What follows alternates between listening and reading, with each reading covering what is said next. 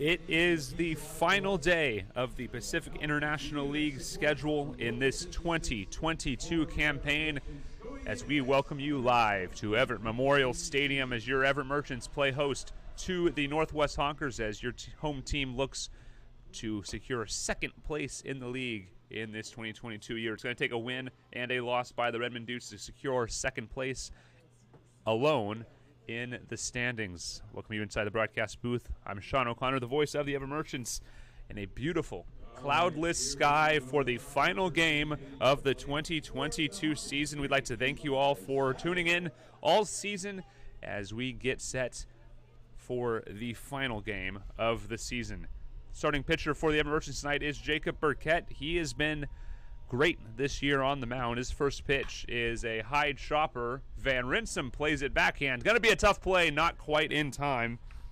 Eli Savitt beats it out on an infield single to Van Rinsum. Burkett has been a quality arm for the Merchants this season. 6 appearances, 3 of them starts. He's pitched 17 2/3 innings, given up 11 runs, only 9 earned, on 21 hits, 10 walks, and 16 strikeouts. A 1-2 record and a 4.58 ERA.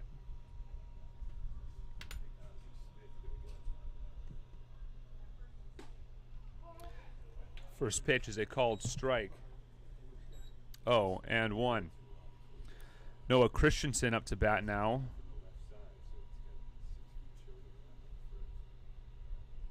He'll be followed by Alex Lopez-Torres in right field. Cameron Padron at right is the cleanup man. Runner goes. Called strike. The throw down is not in time. 0-2 the count, and he falls off the bag. 2-6 the put off. And he is caught stealing.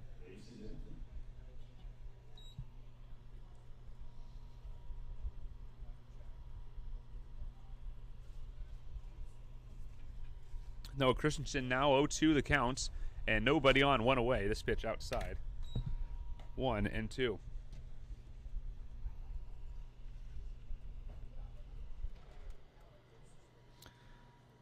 Hitting 5th for the Honkers is Max Brown in center field. Yackley will follow him up, hitting 6th. This ball fouled off. We'll do it again. Hayden Maitre, the DH, hitting 7th. The catcher, Tommy Lindgren, is hitting 8th, and Jesse Bechtold, the second baseman, hits 9th for the Northwest Honkers. Tanner Braun, the starting pitcher for the visitors. Your Merchants on the infield lineup from left to right: Jackson Henderson, Aiden Van Rinsum, Aaron Barber, and Will Heron in the outfield. Jackson Swim, Will Witt, and Kai Alberghini. Or rather, Ryan Witt in center field and Kai Alberghini in right field. Your starting battery: Jacob Burkett and Teddy Bishop. 1-2 pitch to first. Heron will take it himself for out number 2. 2 away for Alex Lopez-Torres.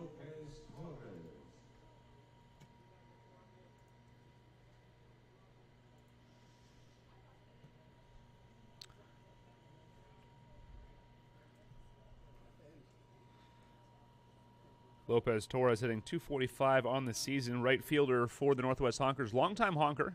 Merchants have seen him before in previous seasons. This pitch missing low. Ball 1.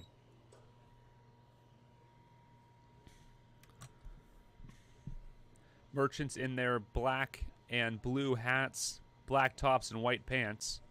Honkers in their green tops, green hats, and white pants in this final game of the 2022 Pacific International League season. Seattle Cheney Studs winning the league, but the Merchants and Honkers currently tied, or Merchants and Dudes rather, currently tied for second. This ball popped up, and Alberghini has it in shallow right field. 1-2-3 go the Honkers, and that will retire the side. When we return, the Merchants will send Aaron Barber, Ryan Witt, and Will Heron to the plate, and hopefully plenty more. You're watching Everett Merchants Baseball on the Everett Merchants YouTube channel.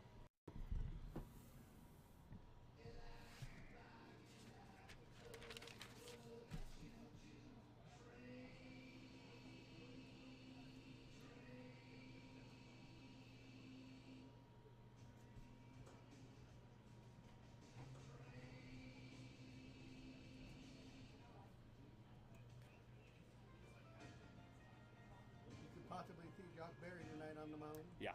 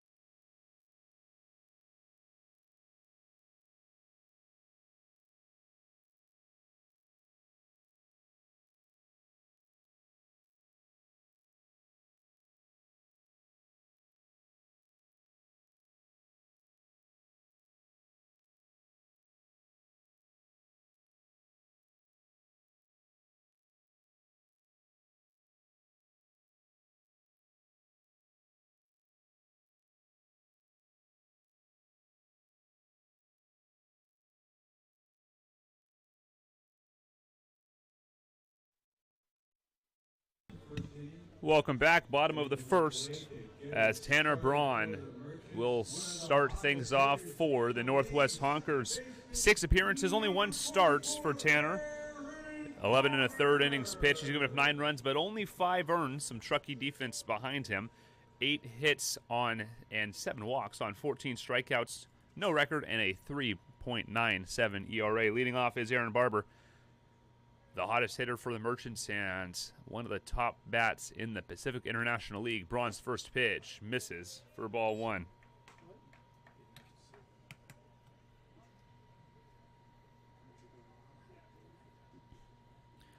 Barber hitting .402 on the season. This pitch grounded up the right side into right field for a base hit. Leadoff single for Aaron Barber, and Ryan Witt climbs in, looking to keep things moving. This top of the lineup for the Merchants has been solid all season. Ryan Witt, .315 average on the season, 5 doubles and 14 RBIs. He's walked 15 times, has been hit by a pitch 6, so has found ways on base in a number of ways this year. See what he can do here against Tanner Braun. First pitch on the way, it's low, ball 1.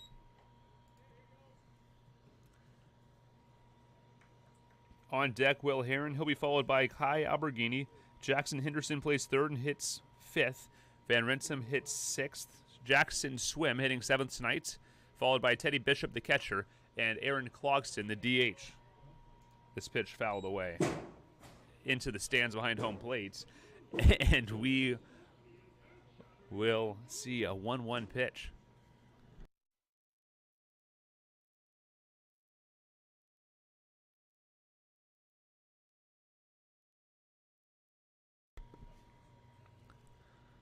(1-1) to Witt. Here's the pitch. Little bit outside, ball 2, 2-1.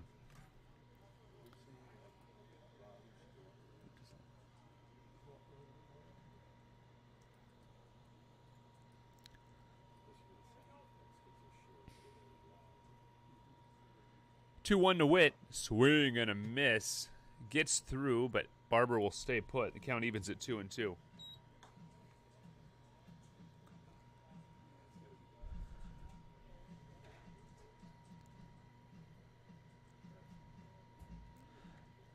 Redmond Dudes are hosting the Seattle Blackfins tonight. That's the other game that matters tonight for the Merchants. Both teams out of the race for first, but are currently tied for 2nd place in the league.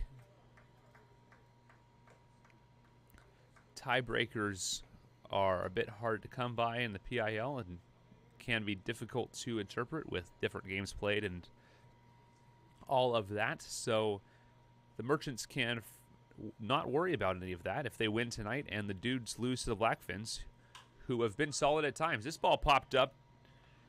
Kendall Yackley under it in shallow left and will make the play for out number 1. All right, it's out number 1, but still our runner out there on first base. So the next hitter in the One out and one on for first baseman Will Herron. Herron, also a great bat for the Merchants this year, hitting 300. One of 6 Merchant hitters hitting over 300 on the year. 5 of those are qualified hitters. So great offense from the Merchants this year. Moved to first base, not in time, as Barber back with plenty of room.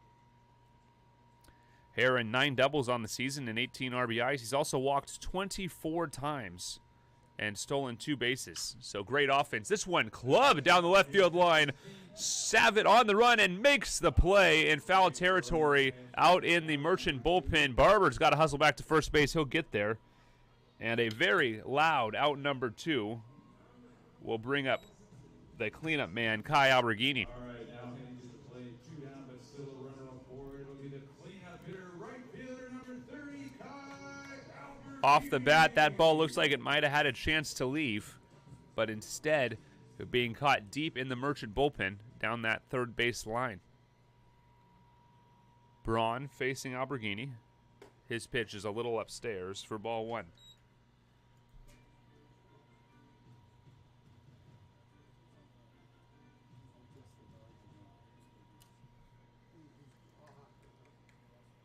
One-0. Alberghini looking to keep things alive here in the bottom of the first. This pitch swung on and missed. Good breaking ball. Count will even.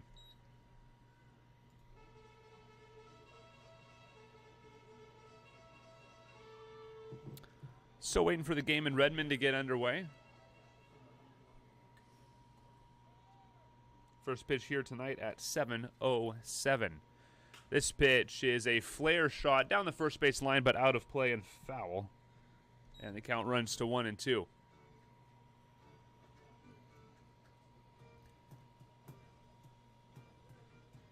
On deck is Jackson Henderson, playing third base for Everett tonight.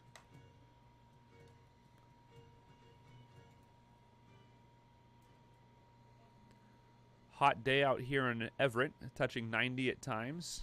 The temperature coming down here. This ball lined into right center field for a base hit. Aaron Barber heading to third.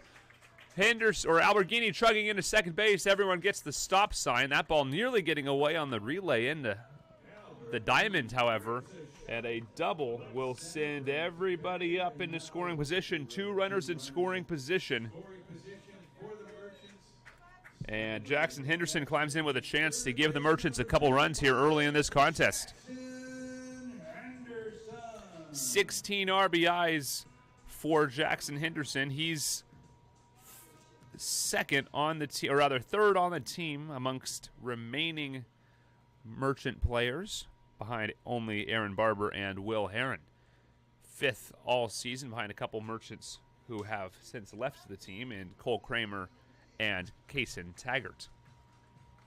First pitch, a strike, 0-1 to Henderson. Pitch on the way, well away.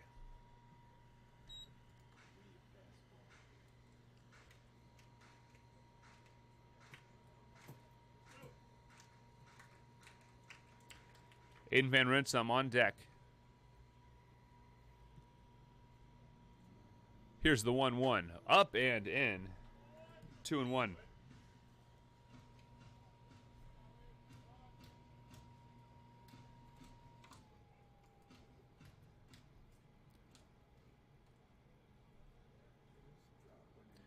Big opportunity here for the Merchants. 2-1 on the way, just away, 3-1. Gonna have to pitch to him here with a quality bat and Aiden Van Rinsum on deck. Let's see what Tanner Braun decides to do. Here's the 3-1 pitch on the way. It's a ground ball up the middle. Yackley's got it. The throw over in time for out number 3, and that will retire the side.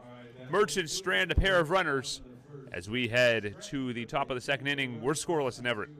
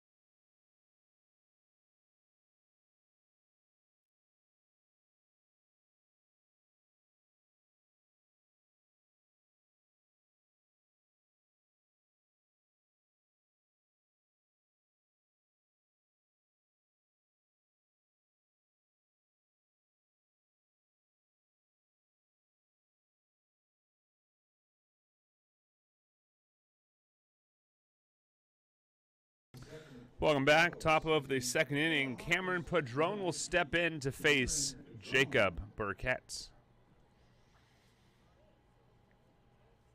Padron struggled this season in 35 games, hitting .220 on the year. Did score 11 runs and drive in 10. Is this a called strike to start the second inning? Jacob Burkett in only 9 pitches in the first inning. Swing and a miss.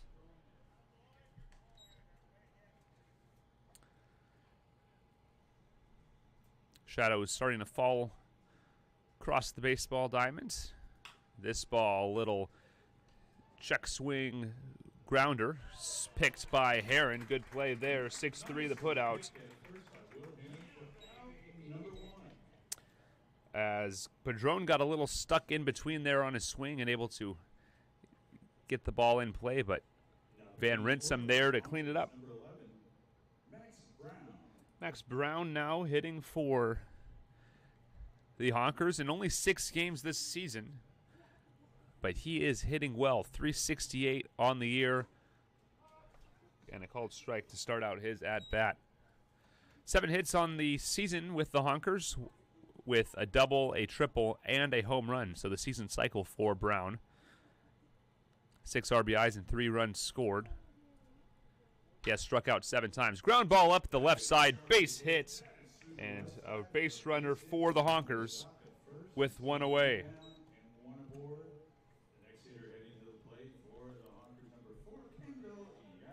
Kendall Yackley now due up for the Northwest Honkers. Another struggling bat for the visiting team here tonight. .206 average on the season. But he's shown some power. 3 home runs on the season. He leads all Honkers in that category. 3 doubles, 3 home runs, and a triple for 19 RBIs. That's also good for the team lead. This pitch is a called strike. 0-1.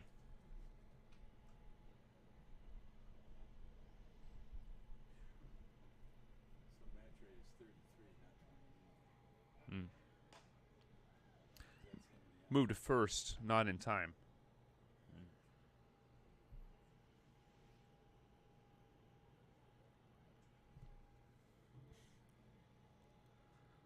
Burkett comes home. Runner goes. Swing and a miss. The throw down to second is in time. He fell off the bag again.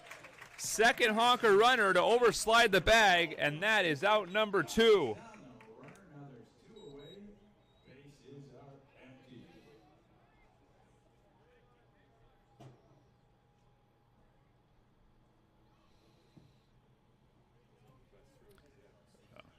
A fantastic throw from Teddy Bishop, whose arm has gotten better and better all summer. One of the better catcher arms I can remember in the 4 years I've worked for the Merchants. This pitch inside, 1-2.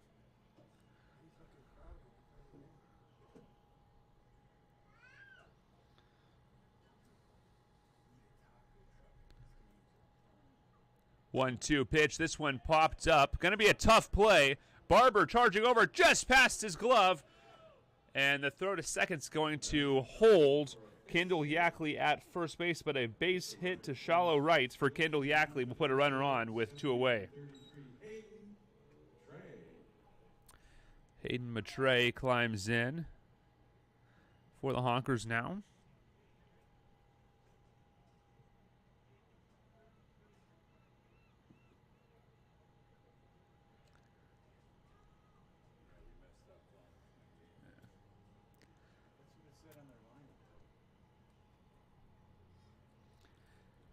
Matre, .245 batting average on the season. So he gets set to face Burkett. Big swing and a miss, 0-1. Matre slashing .245, .317, and a .309 slugging percentage. Moved to first, not in time. 7 runs and 19 RBIs, 11 walks, and 20 strikeouts for the designated hitter. Here's the pitch. It's a line shot into right center field. It's going to get down for a base hit. Ryan Witt with the bare hand. He'll throw it in. And no one there to cut it off, so the runner's going to advance on the throw.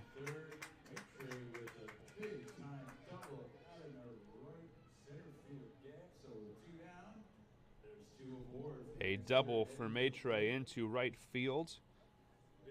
Might not have gotten there without a lazy throw in, but he dug anyways and was able to get there. Tommy Lindgren now up with 2 away and 2 runners in scoring position. Honkers mirroring the first inning of the Everett Merchants. This pitch up and away to the catcher for ball 1.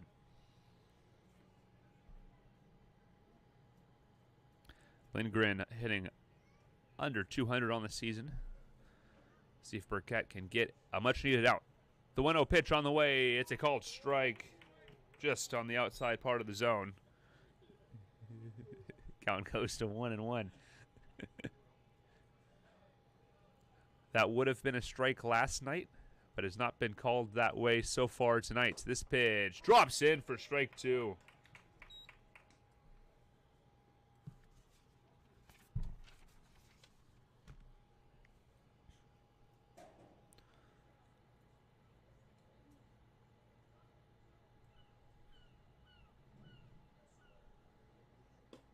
Away and leaving the count at 2-2. Burkett started this game very efficiently. Only 9 pitches in the first inning. Has worked himself up to 24 pitches in the contest. This is the 25th. Here it comes. The 2-2 pitch. Good stop by Bishop. But the count runs full at 3-2.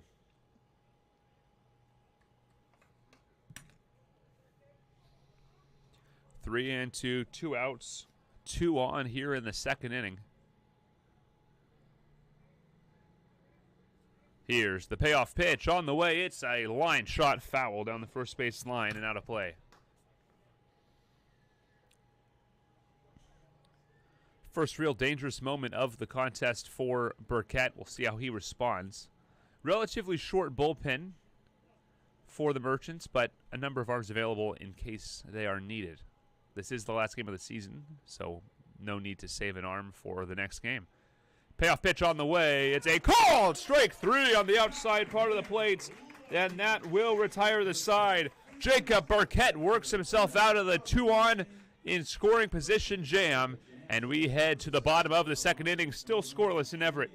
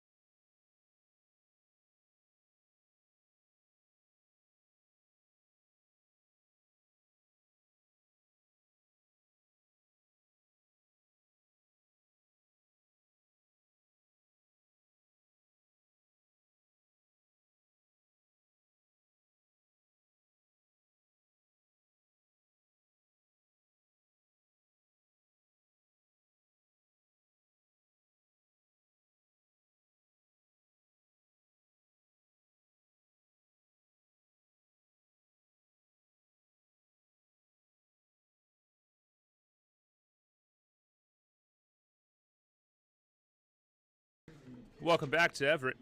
Bottom of the second inning as Braun still on the mound in a scoreless affair to face the shortstop for the Everett Merchants, Aiden Van Rensum.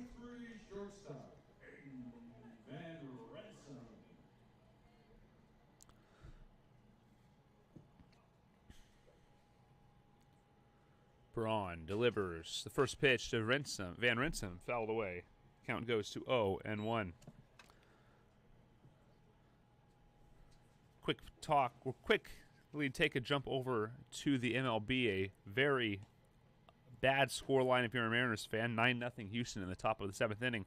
But in good news, if you're a Seattle Mariners fan, Jeff Passan has just broken the news that the Seattle Mariners have traded for starting pitcher Luis Castillo. So Luis Castillo heading to the Seattle Mariners as Aiden Van Rinsum reaches on a hit by pitch. That'll bring up Jackson Swim, the left fielder.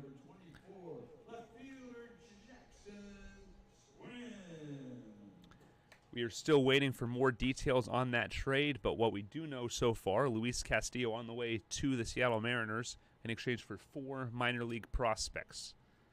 First pitch to Swim upstairs, 1-0.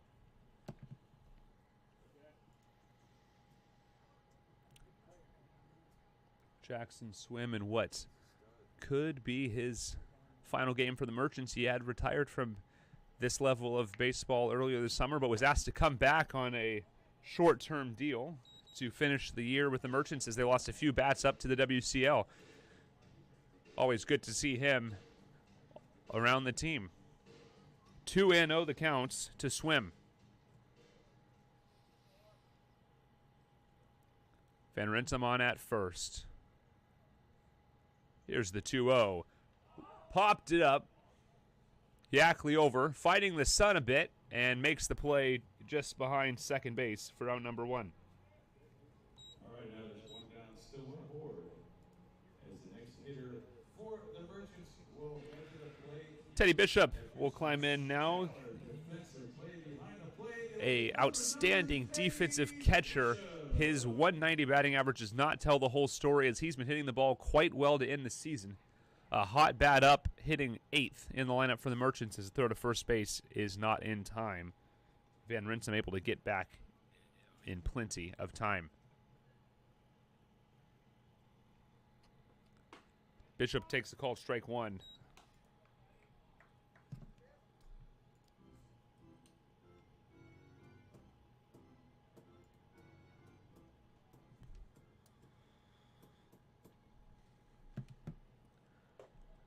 Just missing upstairs. That could have gone either way, and the count goes to 1-1. On deck is Aaron Clogston, designated hitter tonight, also the backup catcher for the Merchants should anything happen to Teddy Bishop. In the hole, Aaron Barber. 1 on, 1 away. The 1-1 called strike. Good breaking ball drops in, and the count is 1-2.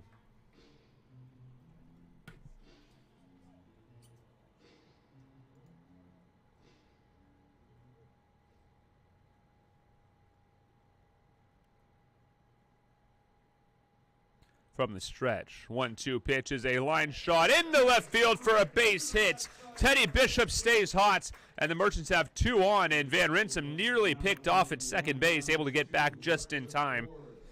And 2 on with only 1 away will bring up Aaron Clogston. Now head to the plate.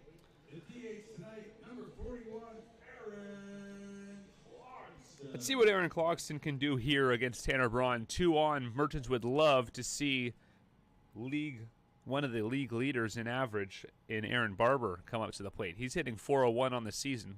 We'll see if Clogston can keep the line moving. 1 away, and Clogston takes well inside for ball 1.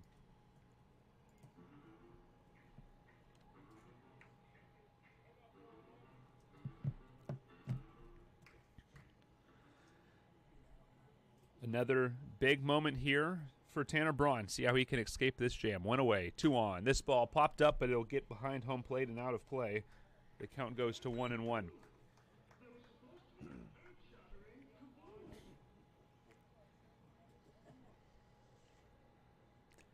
Double play depth.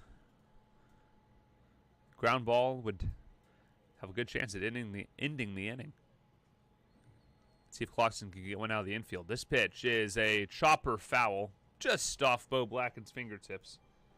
And the count goes to 1-2. Coach Mike McCulloch over at first base. Bo Blacken coaching third, and Josh Berry coaching the pitchers. And Harold Pyatt, in his 49th year with the Everett Merchants, managing the squad, as he always does. Braun, the 1-2 pitch is upstairs, evens the count at 2-2. Good plate discipline so far on this at bat from Clarkson. Let's see if he can turn that into a positive outcome.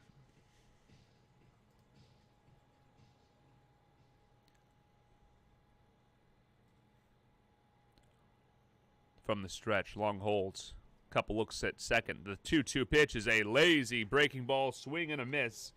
And that is out number 2.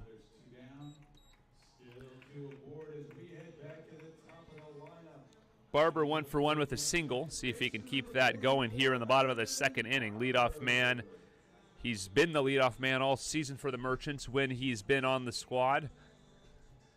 And we have seen him produce time in and time out. See what he could do here with 2 aboard. Barber, 20 home runs. This is grounded, but right to Padron. He'll take it himself, and that will retire the side. We head to the top of the third inning, still scoreless despite numerous opportunities on both sides.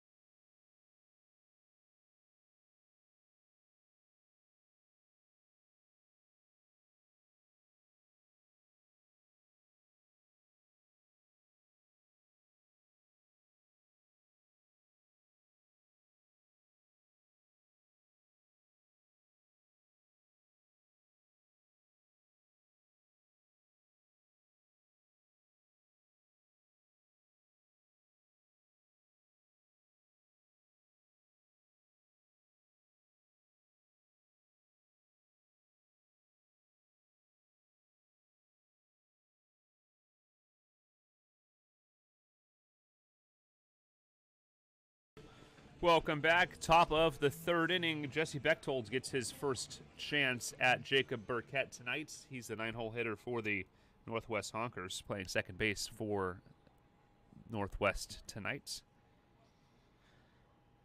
Bechtold hitting a struggling 125 on the season. The Merchants know a thing or two about the dangers of bottom-of-the-lineup hitters. The 0-1 pitch grounded up the left side, just past the diving glove of Van Rinsum for a base hit into left field. It'll bring up the leadoff man, Eli Savitz, up to the plate. The official details of the Luis Castillo trade has been announced now. The Merchants, or the Mariners rather, acquiring Luis Castillo for Noelvi Marte, Levi Stute, Andrew Moore, and Edwin Arroyo. 2 top 100 prospects, including who many consider the Mariners' #1 prospect in Noelvi Marte. Bunt shown, corner charging, and a ball called on Savitz. 1-0 the count. Moved to first, not in time.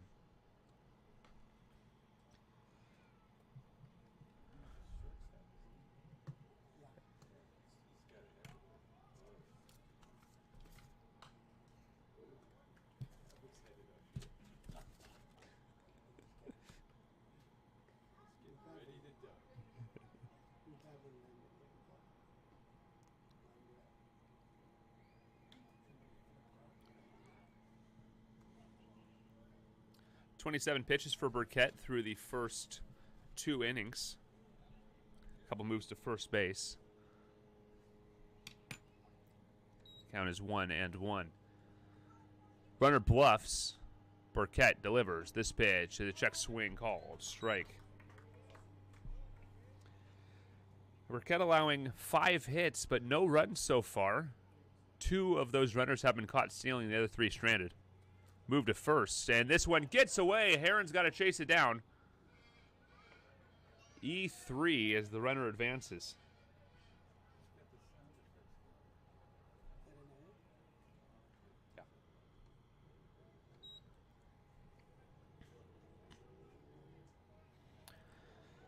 Heron unable to handle that one, so he'll be charged with an error.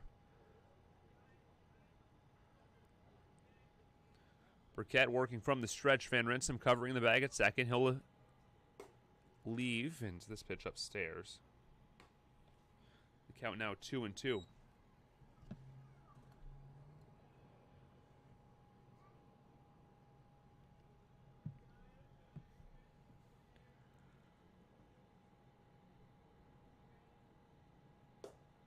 Inside, it'll fill the count.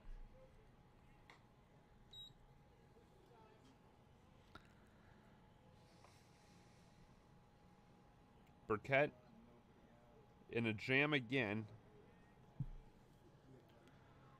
Nobody out. Burkett delivers this one up and in for a ball. 4 runners in at first and second. Still nobody out. It'll bring up Noah Christensen.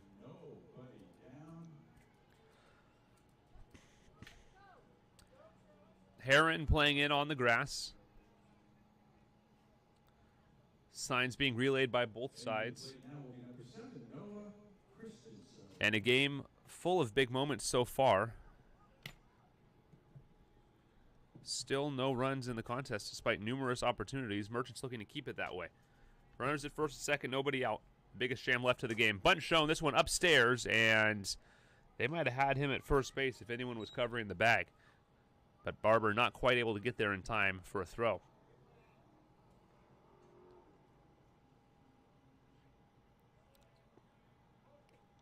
Bunt again, this one well away. 2-0.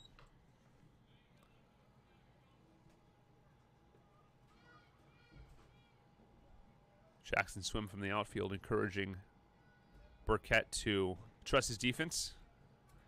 Pitch to the bunt. Here's the 2-0. It's outside. 3-0.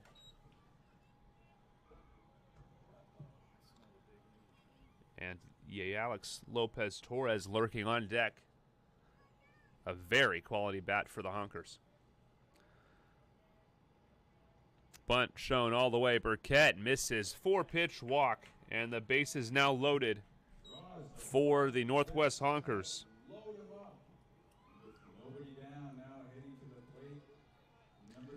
Time called, and out comes Harold Pyatt. We'll take a quick timeout.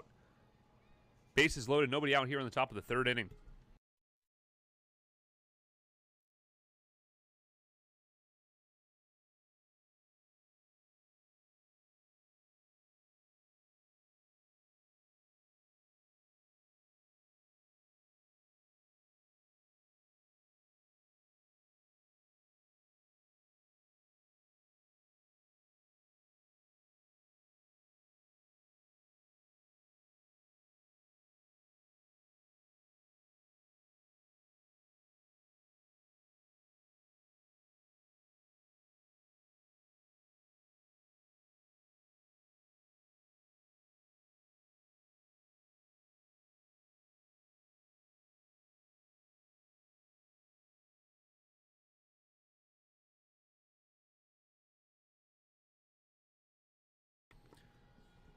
Welcome back. Harold Pyatt going out to calm his pitcher down. Him and Josh Berry will have a conversation at the dugout as the biggest jam of the night by far for either side. Corners in. Merchants look like they're playing for 2 outs. They'll give up a run if they can get a double play. This ball in the dirt. Good block by Teddy.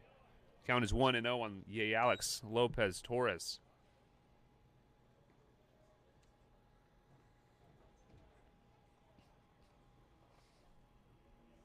Bechtold at third, Savitt at second, Christensen at first as this ball is fouled off. Count goes to 1-1.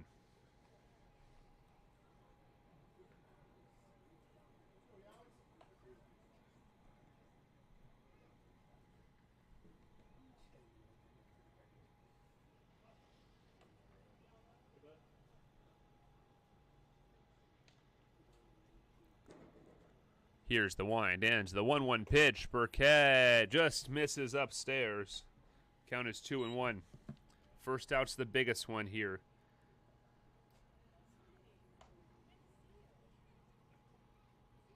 Aaron West warming up for the Merchants. The 2-1 pitch is a call. Strike on the inside part of the plate. Just finding the zone. A great pitch from Burkett.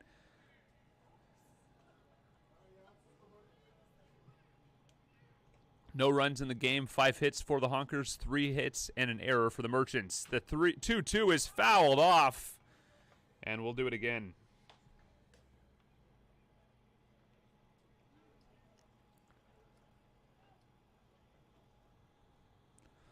Great fans here tonight in Everett. It's a solid-sized crowd for the final game of the season. The 2-2 pitch on the way. It's a grounder. Bishop's got it on to second for one, on to first, not in time. A fielder's choice will score a run, but gets the first out of the inning. All right, one down, but a run across the plate for the Honkers as they take the lead. It's now 1-0. Runners at the corners, so one down, and stepping in next will be number 19, Cameron Padron.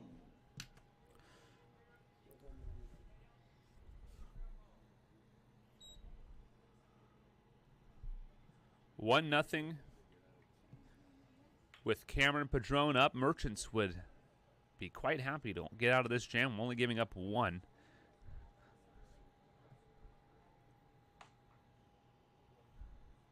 Runner goes. This pitch swung through and fouled off or missed. It looks like it was a swing and a miss, and the runner will scamper down to second base. Not sure anyone knew exactly what happens there, but a stolen base, and now the double play off again. The Merchants will advance for a play at the plate.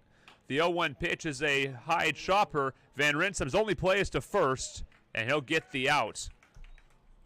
6-3 goes the ground out, and another run scores. It's 2-0 in the top of the third.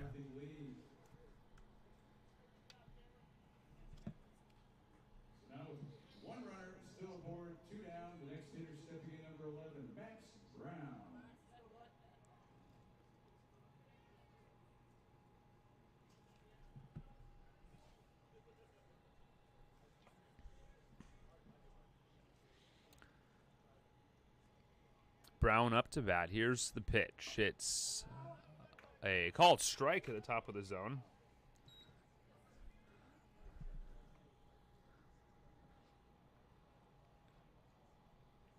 Burkett laboring a bit here.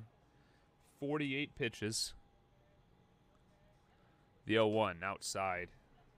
1-1. Aaron West warming up currently. He appears to be ready. Pin quiet for the Honkers.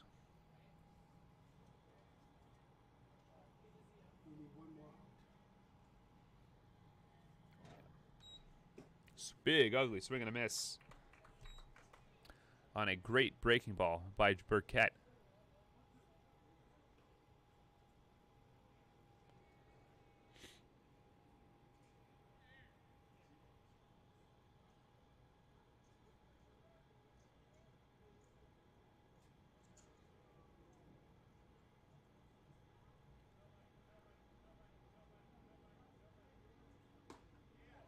Just outside. 2-2. That pitch was away from our angle. 2-2, two-way, top of the third inning. Runner on at second base. Honkers lead things 2-0. Here's the pitch. It's just low. Fills the count.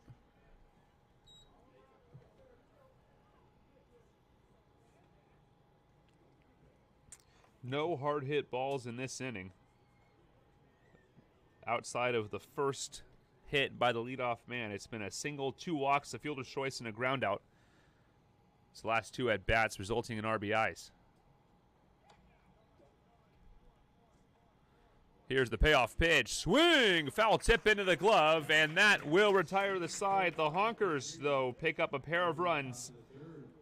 And we, on a single base hit, leave a man on as we head to the bottom of the 3rd inning. Merchants trail the Honkers 2-0.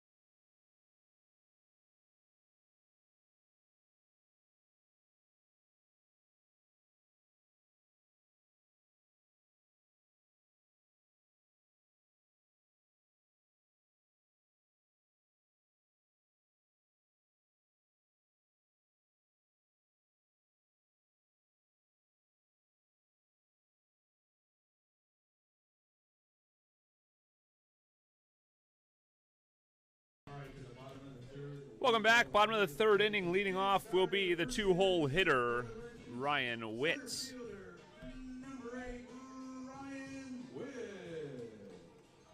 Honkers took a lead against the Merchants in that inning. With only 1 base hit, the rest, pair of walks, a fielder's choice, and a ground out.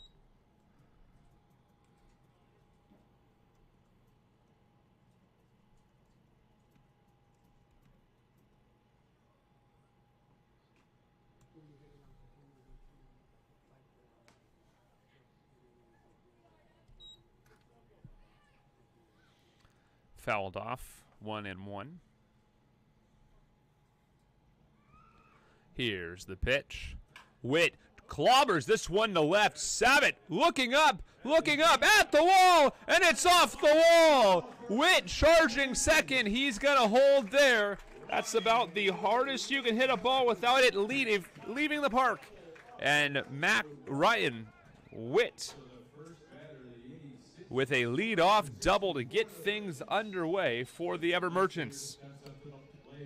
Will Heron climbs in with a chance to pick up an RBI and cut the lead in half for the Honkers.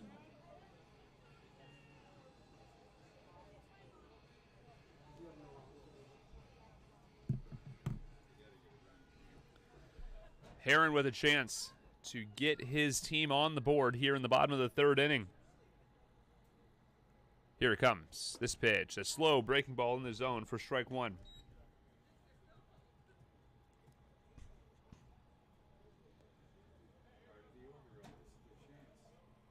Great opportunity here. Alberghini on deck, Henderson in the hole. And Van Rensen behind them. This pitch is just fouled. Count 0-2.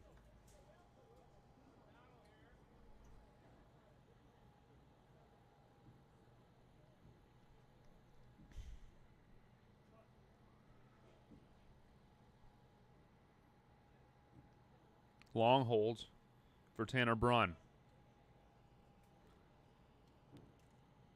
Looks at second and comes home. Upstairs, 1-2.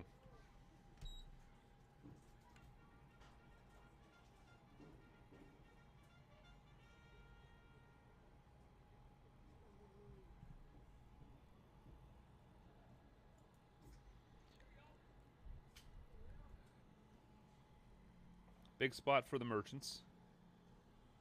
This pitch hits Kai, and he will trot to first base.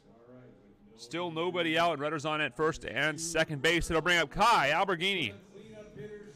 Doubled to right field in the first inning. A double would have a good chance of scoring two with decent speed on at first. Let's see what Kai gets from Tanner Braun. 2 runs on 5 hits, no errors for the Honkers. No runs, 4 hits, 1 error for the Merchants. This pitch is a touch high for ball 1.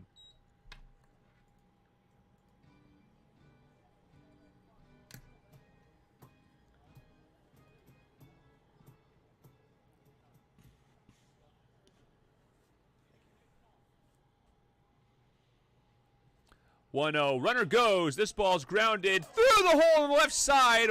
Witt able to jump over the ball. He will score. And the Merchants pull a run back here on a base hit RBI single by Kai Alberghini.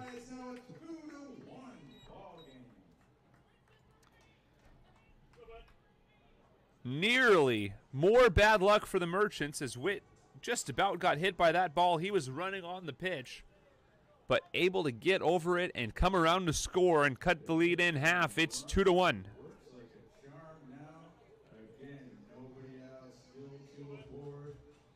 Henderson up as quick mount visit between Tommy Lindgren and Tanner Braun.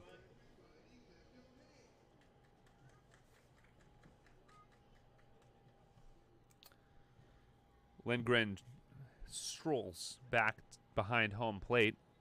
And the Merchants still with nobody out and runners on at first and second. Everett needs to pick up a few here, you'd think, to be happy with their spot in the game through the first 3 innings. Bunt shown, and he chops at it, just foul, and the count goes to 0-1.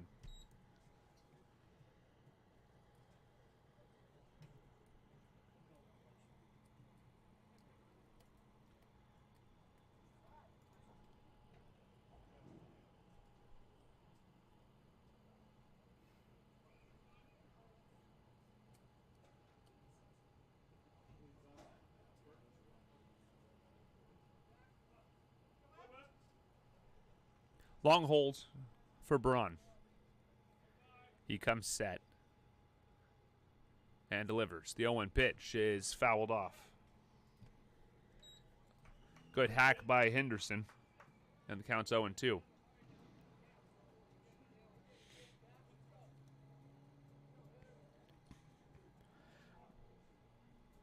Merchants would finish the season over 500 if they win this contest, currently sitting at 15-15. This pitch is popped up out of play, and we'll do it again. Redmond Dudes currently lead the Seattle Blackfins 6-0 in the top of the 3rd inning, so currently they would be the second-place team in the PIL. But lots of baseball still to play, and the Merchants threatening here. Should Merchants and the Dudes win, they'd be tied, and tiebreakers come into effect, which we do not have currently. This one lined into left center field, just caught by Brown. Everyone retreats, and the first out of the inning is recorded by Brown.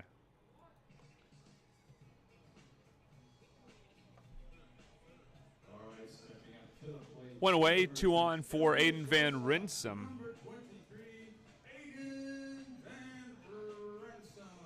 Van Rinsum leading off the 2nd inning with a hit by pitch.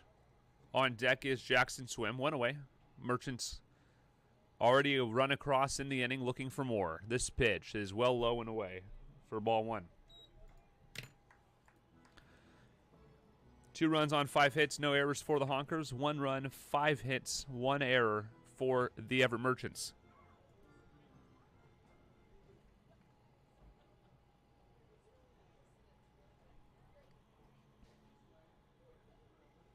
Braun, 47 pitches. This is his 48th, and it is popped up into shallow right center field.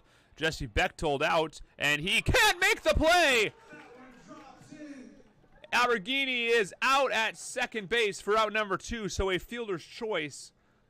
And runners on the corners. Even though that ball dropped in for a hit. Now with runners at the corners, there's 2 down for the next hitter to step in for the Merchants. Left fielder number 24, Jackson Swim.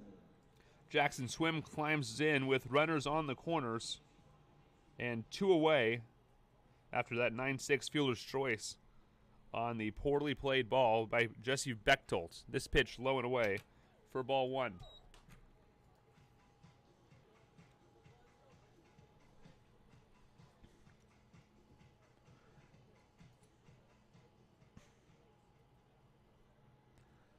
One and 0 on Swim. He clobbers this one to left, but it's playable. Savitz will make the play just in foul territory, and that will retire the side. That ball hit well, but more up than out. And the Merchants strand a pair. We head to the top of the 4th inning. Merchants trail the Honkers by a score of 2-1.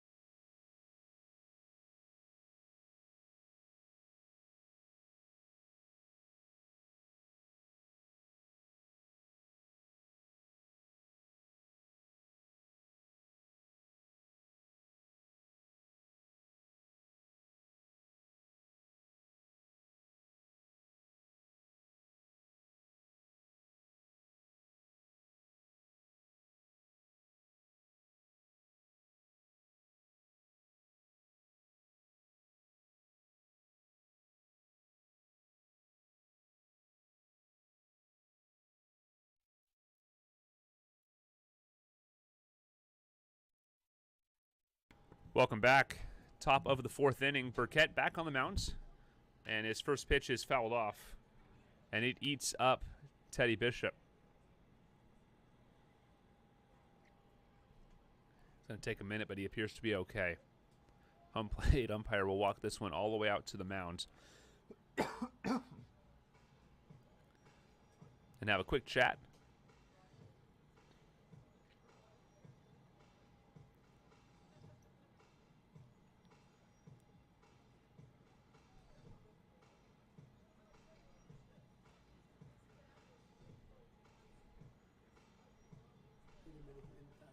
Bishop taking a minute to shake it off, get stretched back out, and we are back underway.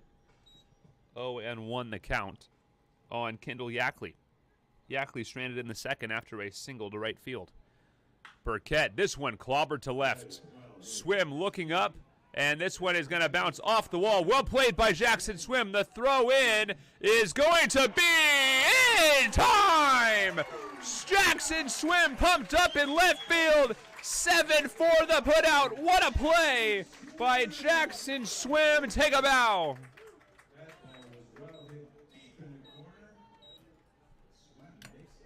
Single to left, but he's out on the bases trying to advance. It'll bring up Hayden Maitre with nobody out. But what an outfield assist by the left fielder Jackson Swim. Ground or line shot caught by Aiden Van Rinsum for out number 2 on a line. 2 down, will bring up Tommy Lindgren.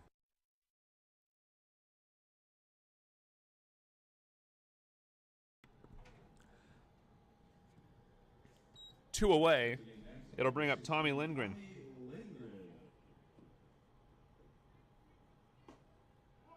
Called strike number 1.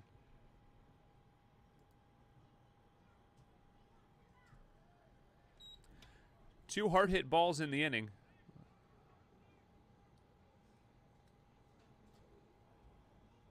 But Burkett able to rely on his defense a bit. No base runners so far. Swing and a miss. 0-2 quickly. Burkett seems to be finding his stuff a little bit again after a tough inning number 3. Here's the pitch. It's just fouled, and we'll do it again.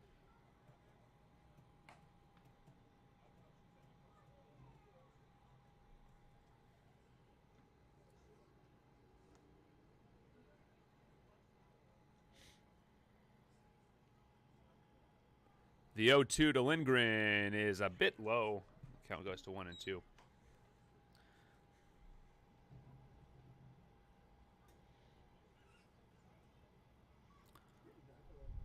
Still 6-0 in Redmond.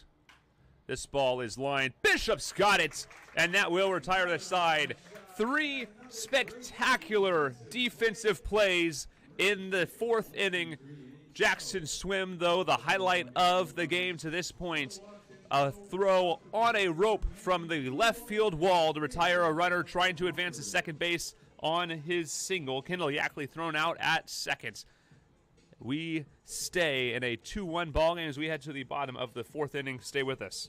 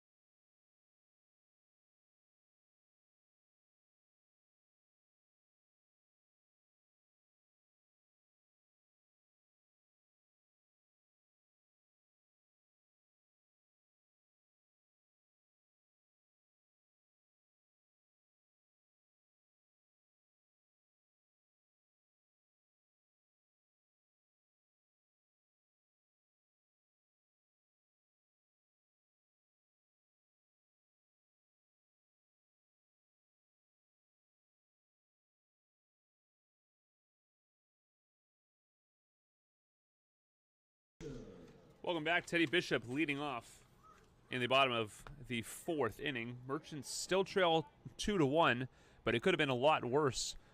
3 spectacular defensive plays in the top half of the inning kept the bases clean for starter Jacob Burkett.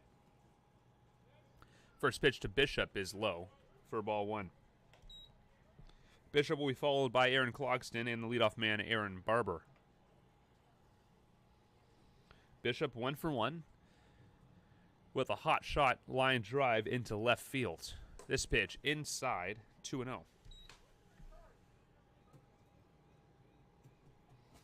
2 runs, 6 hits, no errors for the Honkers. 1 run, 5 hits, and a single error for the Merchants. Called, strike on the outside corner. Borderline pitch going the way of starter Tanner Braun.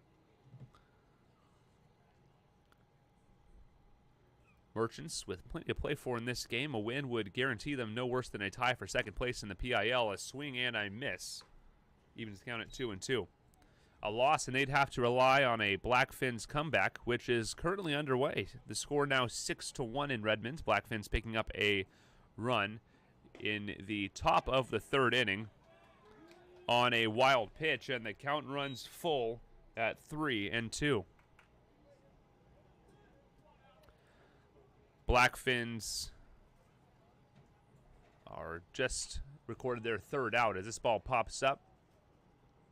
Padron's got it in foul territory for out number 1. One down. Sending the next hitter to the plate for the Merchants. Aaron Clogston climbs in, struck out in the second. And with 1 out, he'll look to get a board for the top of the order.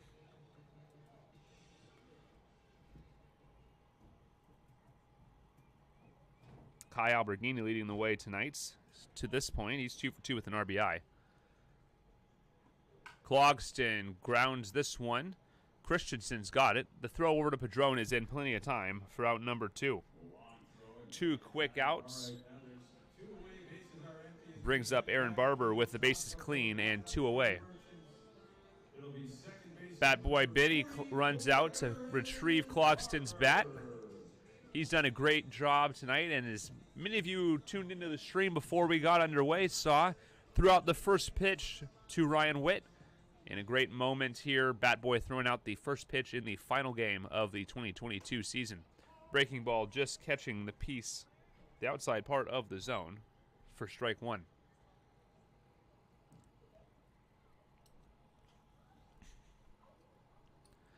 As always, we'd like to thank you all for watching this presentation of Everett Merchants Baseball. This one's a high chopper to Padron. It's going to have to be a slow toss to first, and in time at the bag. Covering is Braun, and that will retire the side. Mike McCulloch having a quick conversation with the first base umpire, but not going to convince him to change that call. 3-1 the putout, and that will retire the side. Merchants go in order as we head to the top of the 5th inning, 2-1 Honkers.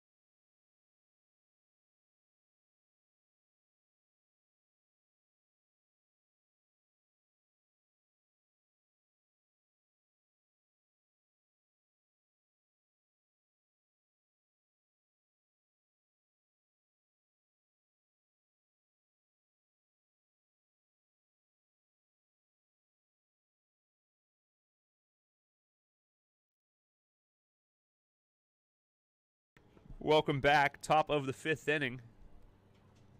Jacob Burkett back on the mound. He was hit hard in the top of the 4th, but his defense picked him up.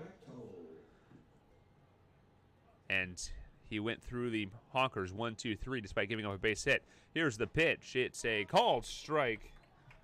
0-1 on Jesse Bechtold.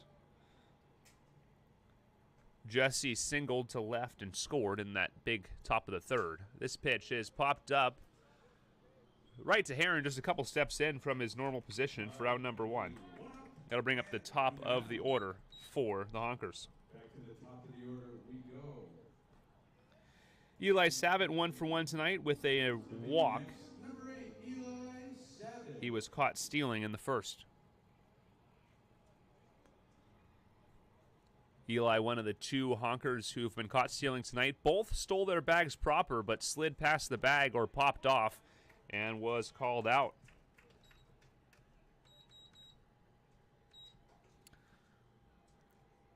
Oh and 1 after a called strike. Noah Christensen on deck. He's 0 for 1 with a walk. This ball fouled off. Quickly 0 and 2.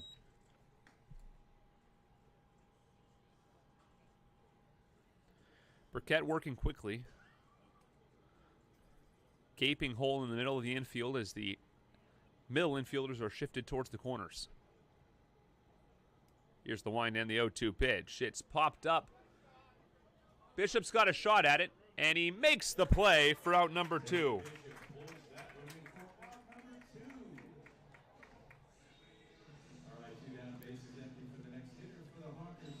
Good time for that ball to be popped up. No lights on, and shadows all over the stadium. No lights to contend with, and Bishop able to squeeze that one for out number 2. It'll bring up Noah Christensen.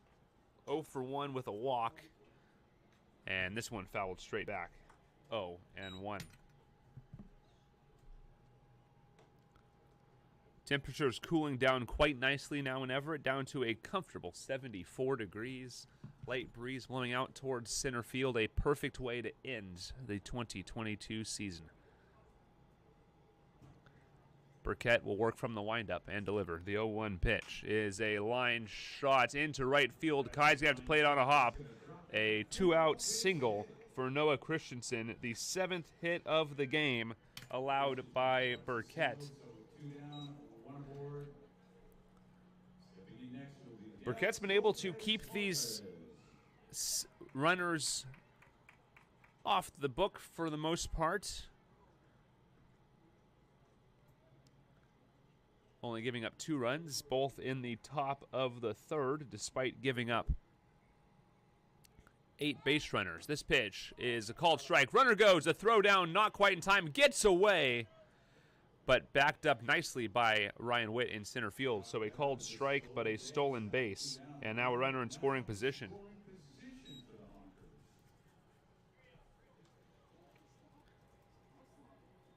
Cameron Padron on deck. Lopez Torres 0 for 2 tonight. He did pick up an RBI in the 3rd on a fielder's choice.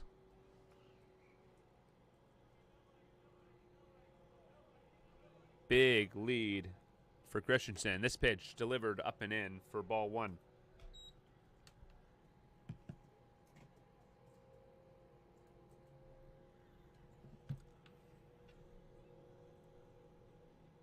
What a game to end the 2022 season.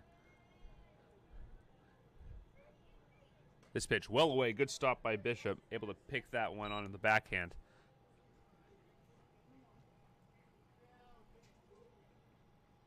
Two outs in the inning. Any out would retire the side and turn things back over to the Merchant offense, who have had their opportunities. Here's the 2-1. It's low. Good stop by Bishop. 72 pitches for Jacob Burkett. Harold Pyatt reminding his pitcher that he has an empty base. Not a bad thought, though. Cameron Padron is a good bat behind. Here's the 3-1 pitch. This one fouled off. The count will fill. And a payoff pitch coming.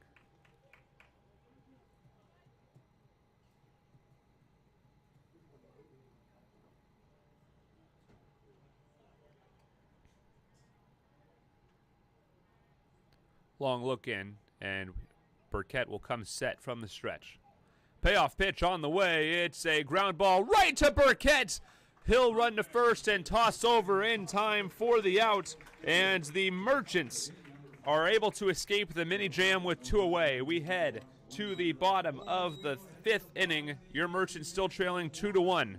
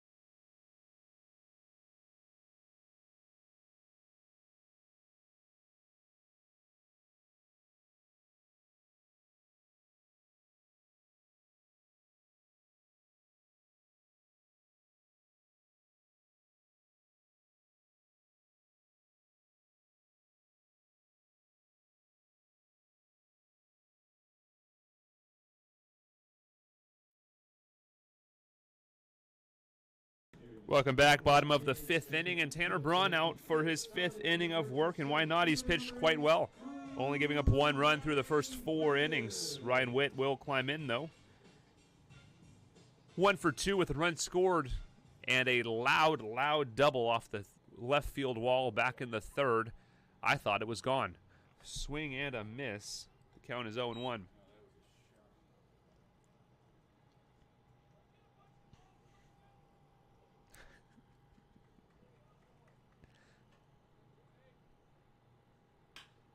This ball hit well to right center field. Looking up and making the play is Lopez Torres at the auxiliary scoreboard, a hand on the wall.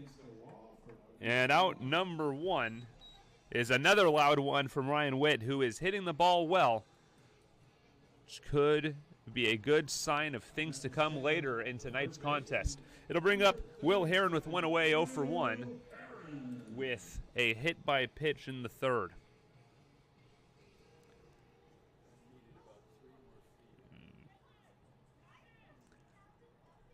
First pitch to Heron bounces in, 1-0. Final score in the Mariners game, 11-1. The Houston Astros taking care of the Mariners. They'll look to avoid the series sweep tomorrow. This ball is a called strike, or rather it's a 4-game set down in Houston, so still a chance to split the series. 1-1, 1 away. This pitch is swung through, foul tipped, and the count is 1-2. Burkett sitting at 74 pitches.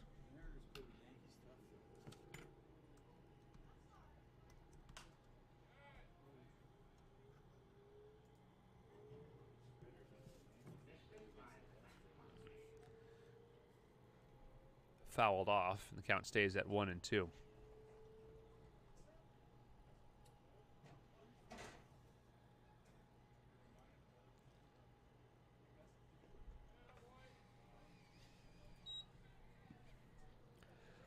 Lindgren's been solid behind the plate tonight, blocking some pitches in the dirt that have gotten away from Tanner Braun.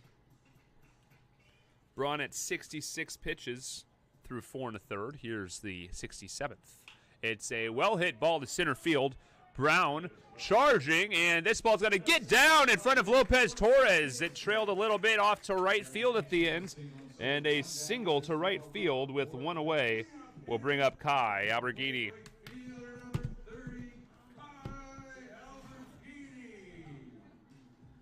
Kai Alberghini, the man you want up to bat tonight if your team has a runner on. He's 2 for 2 with an RBI, a single, and a double. He was out 9-6 on a fielder's choice on what was a misplayed ball by Jesse Bechtold, and this pitch borderline, but a called strike on the inside corner.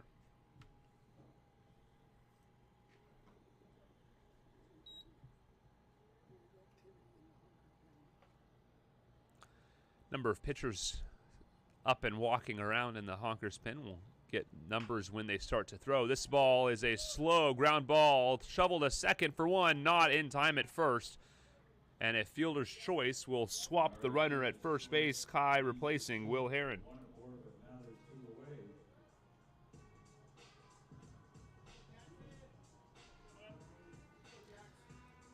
Tight play by Jesse Bechtold as he attempted to make the tag on Heron, and honestly, I thought that was going to slow that toss to second down enough that the play wouldn't be in time. This ball hit high down the right field line, dropping quickly, but a play on the run made by Lopez Torres, and that will retire the side.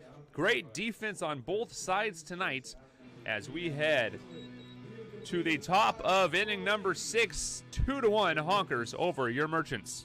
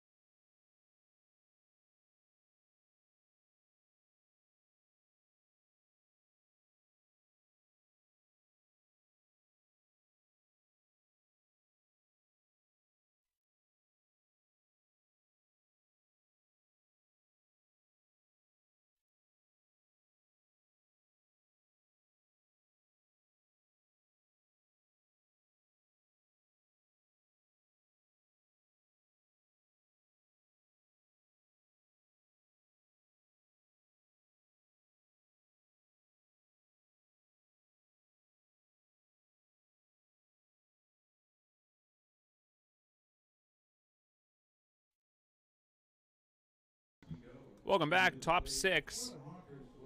4, 5, and 6 due up for the Northwest Honkers. Kevin Padron will lead things off. A pair of groundouts to Van Rinsen at short, picking up an RBI in the third. 2 runs on 7 hits, no errors for the Honkers. 1 run, 6 hits, 1 error for the Merchants.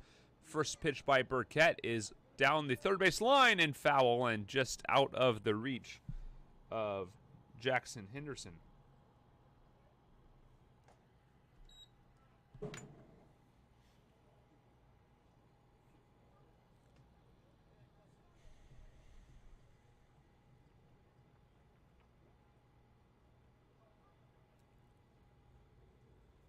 Wind, and the 0-1 is inside and low, bouncing away. Evens the count at 1-1.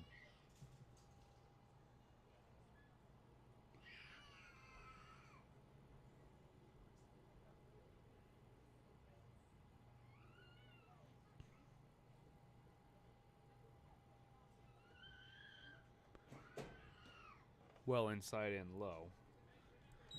2-1. 77 pitches now for Burkett. He's fully stretched out. Could likely go 100 or slightly more, but this ball cased into left field. Jackson Swim is there, though, and makes the play in left field for out number 1. Great outfield defense by Jackson Swim tonight.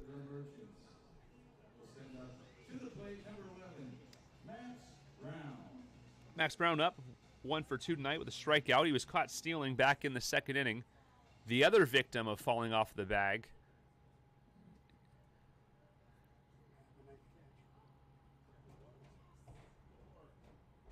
First pitch line to Burkett, or rather to Barber.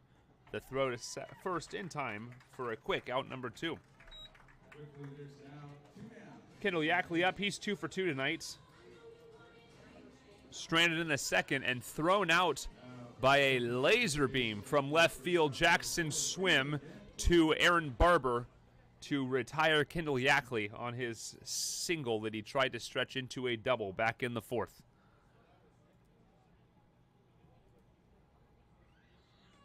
Just a bit outside and low for ball 1.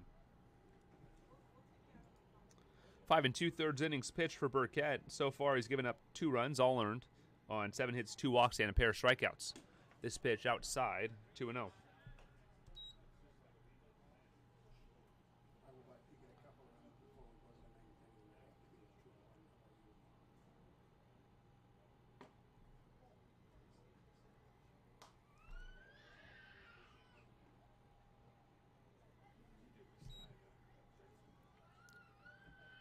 Three and 0 the count to Yackley.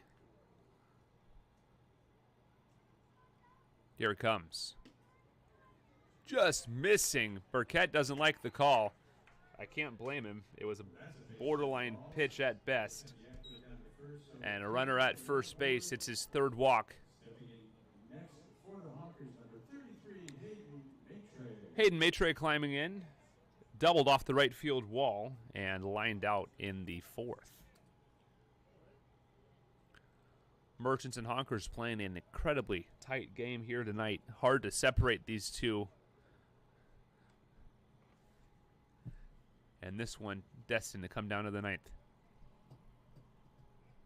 Another throw to first. Nothing doing.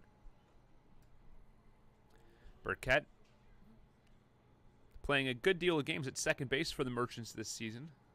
So he's got quite the infield arm. Runner goes. This ball low and in.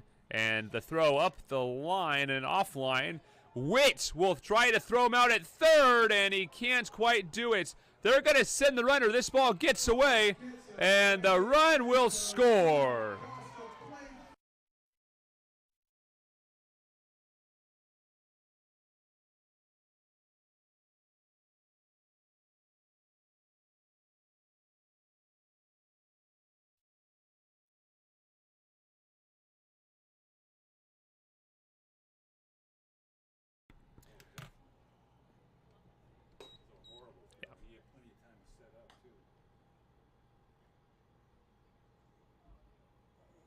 Both on the top. pair of errors score a run. It's now 3-1.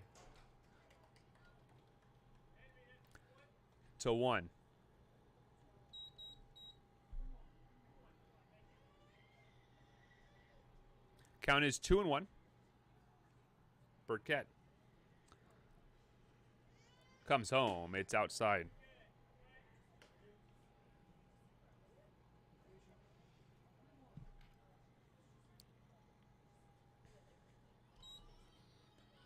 Three and one, the count, 2 away. Here's the pitch. Burkett. It's grounded up the middle. Base hit. Bit of a shift by Van Rinsum allows that ball to get into center field, and another base runner for the Northwest Honkers. Tommy Lindgren climbs in 0 for 2 with a strikeout and a line out to Barber. Aaron West getting warm again. He'll be the next pitcher in, likely for your Merchants. A couple pitchers up, but no one throwing in the Honkers pen. 3 errors on the contest for the Merchants. Swing and a miss. 0-1.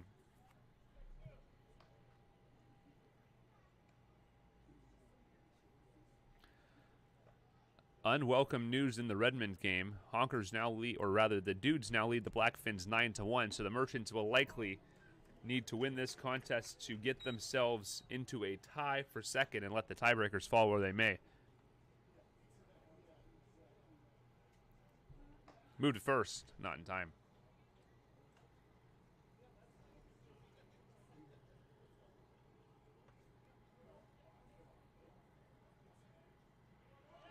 Runner goes. Bishop steps off, or Burkett steps off rather, in the throw in time for the out. Caught stealing at second base, and that will retire the side. The Honkers pick up a run on a pair of errors, and we head to the bottom half of the frame. 3-1 Honkers over your Merchants.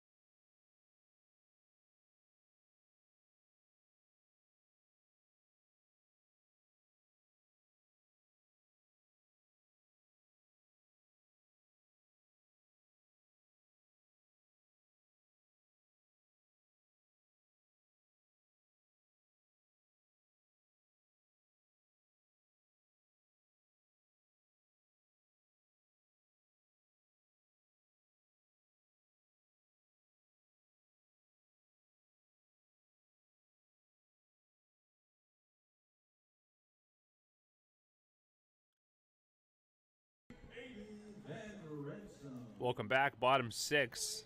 Aiden Van Rinsum steps in after a painful top of the 6th inning, where a pair of errors allowed a runner to score. This pitch low and away by Tanner Braun, bouncing all the way back to the backstop.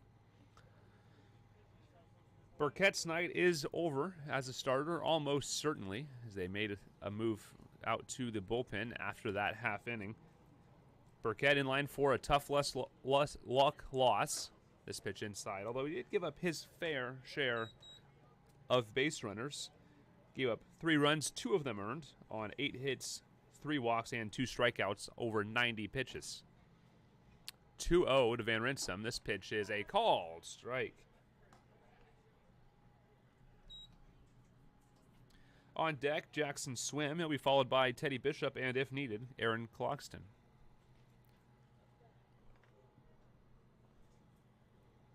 Two one on the way. It's well upstairs. 3-1.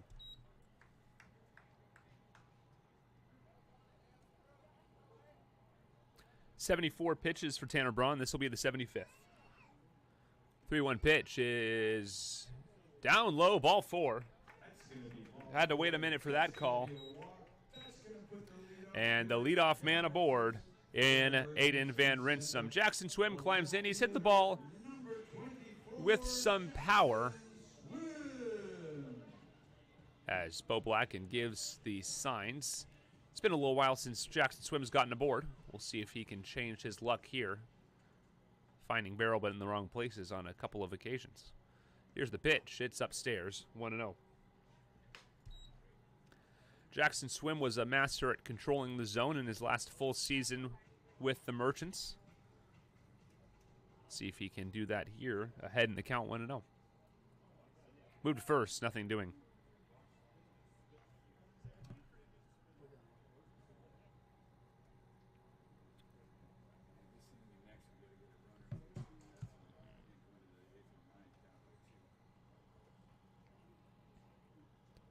Another move to first. That one a little bit closer. Van Rinsum's a little bit off the bag.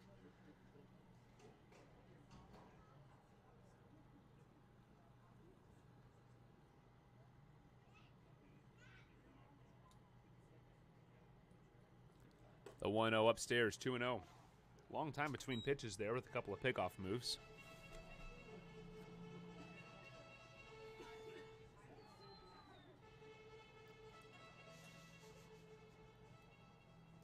And time is called. Manager of the Honkers heads out to the mound. We'll take a quick break. 3-1 Merchants, 2-0 count on Jackson Swim with the runner aboard, nobody out.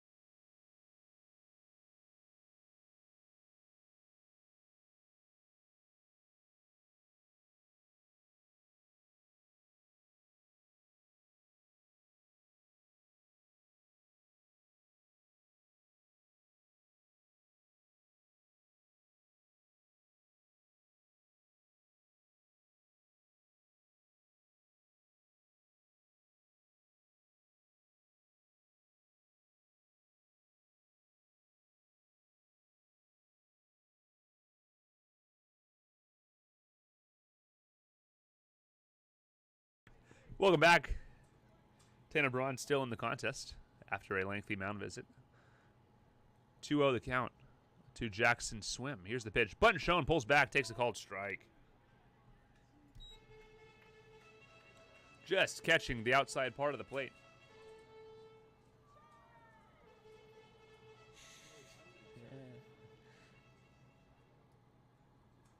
Fans getting into it on this last home contest of the 2022 campaign.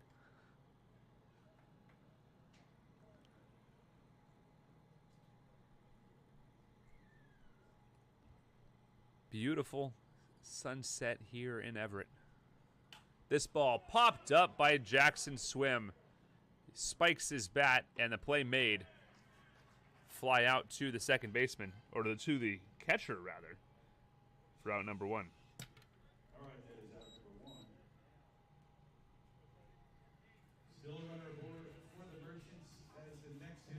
Teddy Bishop climbs in. 1 for 2 tonight and swinging a hot bat the last few games.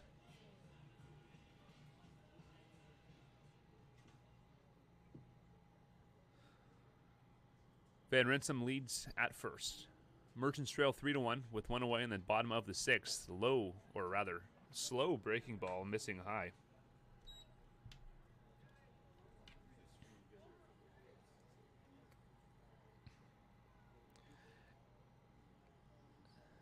Top of the order on deck, or in the hole.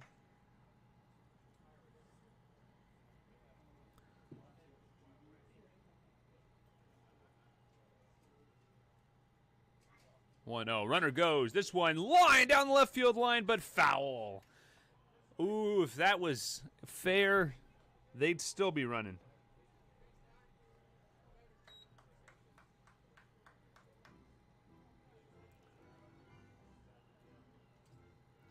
One and one now on Teddy. Swinging the bat well as of late, and has always had some pop.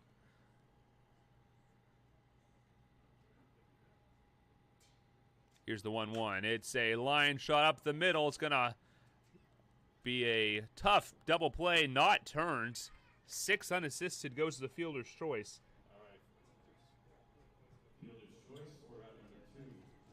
And 2 away will bring up Aaron Clogston. The next hitter stepping in will be the DH, number 41, Aaron Clogston.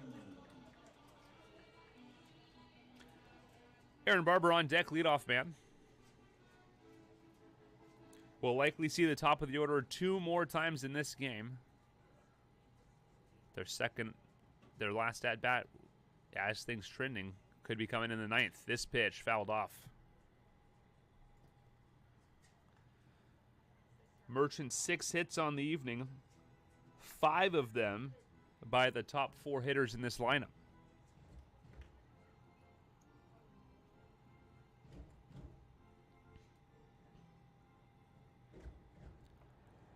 Swing and a miss.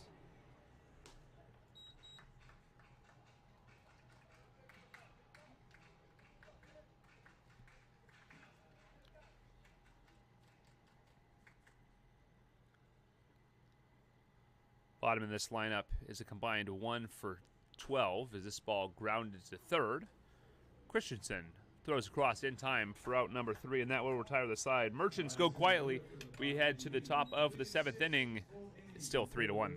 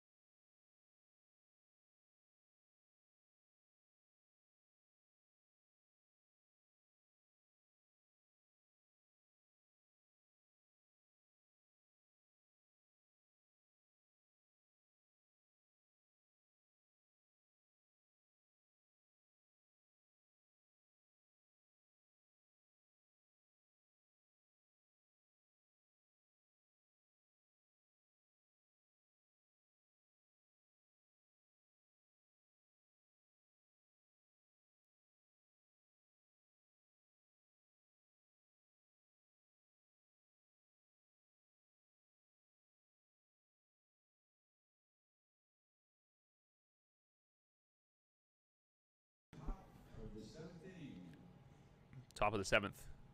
Burkett back out on the mound. Manager Harold Pyatt giving him another crack at it here as he enters his 7th inning of work and will face 8, 9, and 1 in the Honkers order. First pitch is a called strike on Tommy Lindgren. Lindgren 0 for 2 tonight, strikeout and lined out 2 seconds. This pitch is a called strike. 2 quick called strikes on the outside part of the plate. Burkett pitching quickly here. He's winding and will deliver the 0-2 pitch. It's a called strike 3. Same spot on all 3 pitches, and that will be out number 1.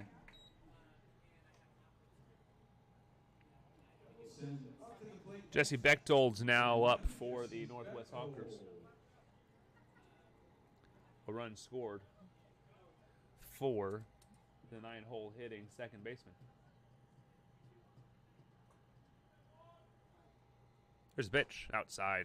Ball 1.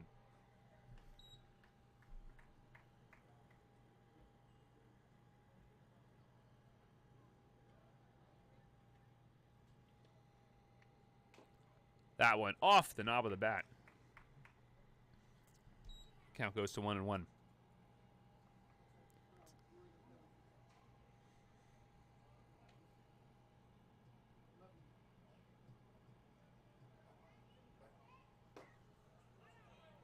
Swing and a miss. Burkett through 6 1/3, giving up 3 runs, 2 earned on 8 hits, 3 walks, and 3 strikeouts. Sitting at 96 pitches. Here's 97. Outside, evens the count at 2-2. Aaron West has been up and down a few times in this game. He'll be next up for the Merchants pitching staff. Chance we might see Josh Berry in this game as well as a called strike 3 on the outside corner. Back-to-back strikeouts for Burkett, validating the decision by Harold Pyatt to leave his starter in this game. As the top of the lineup comes back around. 1 for 2 is Eli Savitt with a single he was caught stealing. He also walked and scored in the 3rd. Honkers 2 in the 3rd, 1 in the 6th. Merchants 1 in the 3rd as this ball fouled off. 0-1. 3 runs on 8 hits for the Honkers, 1 run on 6 hits, and 3 errors for your Everett Merchants.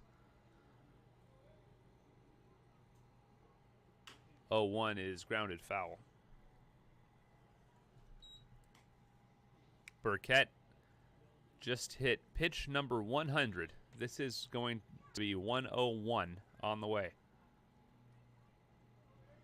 See how long Harold Pyatt and Josh Berry let their starter go. Here's the 0-2 pitch on the way. It's grounded just fair down the left field line, and that's going to roll for a while. Jackson swim to it. He's going to hold him to a double, although he's straggling off the bag is Savitt.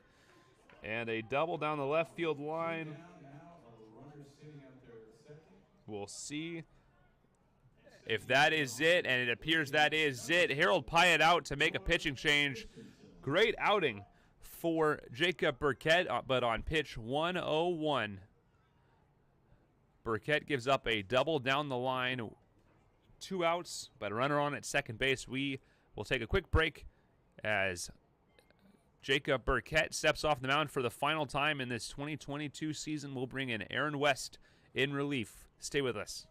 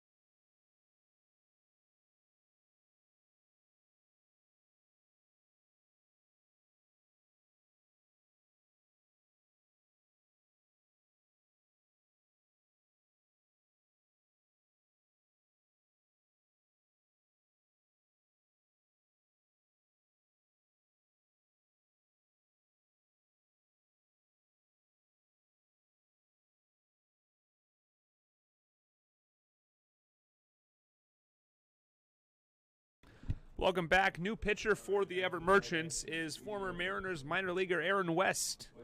West, 2 appearances this season, 3 innings pitched. He's given up no runs on 2 walks, or 2 hits rather, 1 walk, and 7 strikeouts, no record, and a clean ERA.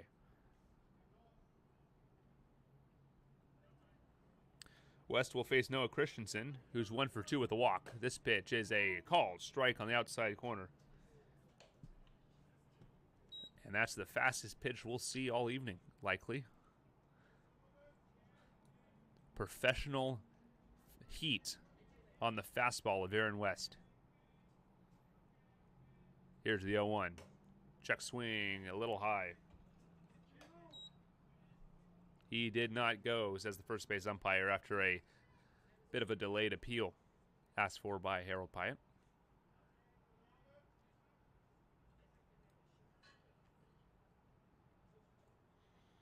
West from the stretch. Quick check at second. The 1-1 pitch on the way. It's a call. Strike of the knees.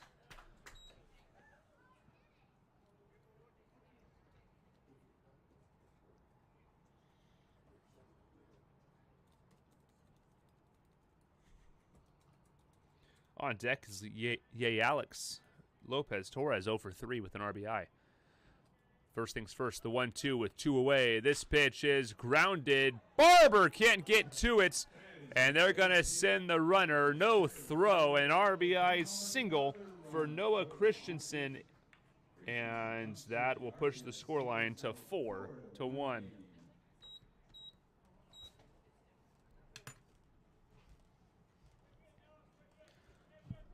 The book is officially closed on Jacob Burkett. 6 2/3 innings pitched for the starter, as time's called, West wanting a new baseball. 6 2/3 for the starter, Jacob Burkett. He gave up 4 runs, 3 earned on 9 hits, 3 walks, and 4 strikeouts on 101 pitches. 66 of those for strikes. This ball fouled off by Lopez Torres. 0-1. Alex is 0 for 3 tonight with an RBI fielder's choice back in the 3rd.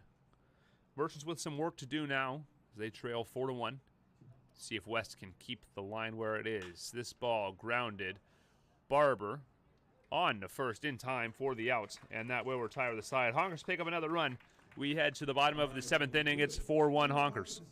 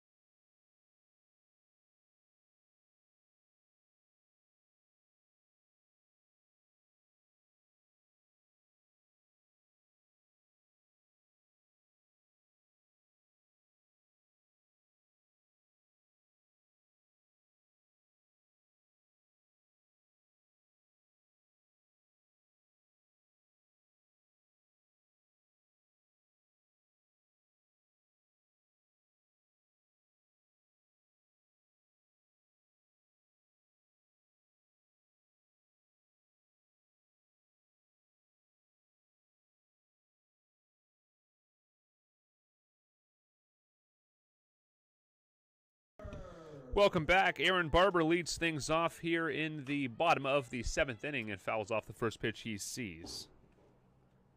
Oh. 0-1 on Barber. Evan McKay, the new pitcher for the Northwest Honkers, his 0-1 pitch is outside, a slow missing pitch. McKay on the season, 10 appearances, all in relief, 13 1/3 innings pitched, 9 runs allowed, only 7 earned. This ball fouled away, a 1-2.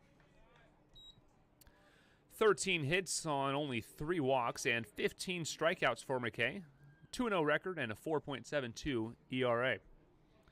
Merchants with the top of their lineup up here, Barber, Witt, and Heron due up, trailing 4-1. Ground ball, base hit up the middle, and that's the way to start it here in the bottom of the 7th inning. The 7th hit of the afternoon is a single up the middle for Aaron Barber. It'll bring up Ryan Witt, and we'll see if the top of the lineup can go to work as they have all season and pick up a couple runs for your Merchants. Witt, 1 for 3 with a double off the wall into left field and a run scored in the 3rd. Tanner Braun's night is over. He was spectacular. In 6 innings, gave up 1 run on 6 hits and a walk and a single strikeout. 85 innings pitched for the Honkers starter.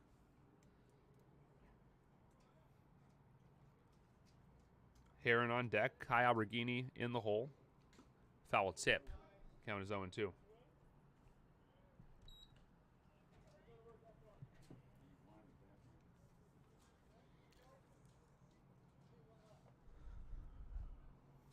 Barber with a modest lead at first. Infield shaded slightly to the left side with Bechtold just a few steps to right of second. 2-1 now, that ball, or 1-2 now, that ball upstairs.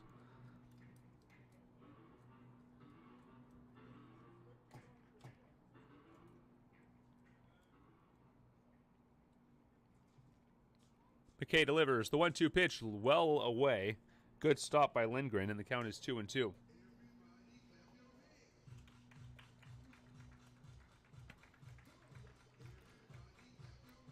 Important inning for the Merchants as they really need to pick up at least a run here to stay within contact of the Honkers. Here's the 2-2. Swing and a miss. Ryan Witt down on strikes for out number 1. Will Heron climbs in. 1 for 2 and was hit by a pitch. Let's see if Heron can keep things going here. With a runner on at first base, 318 hitter on the season, 18 RBIs, second best on the roster tonight. First pitch fouled away. Count is 0-1. On deck, Kai Alberghini, 2 for 3 with an RBI.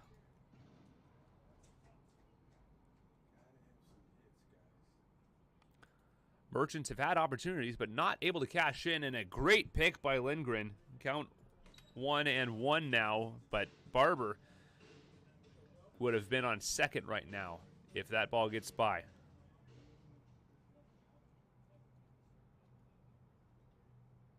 One away. This one turned on into left field, looking up. This ball is well gone. What a home run by Will Heron rather. What a home run by Will Heron, well over the wall in left field, and just like that, the Merchants are within a run in the bottom of the 7th.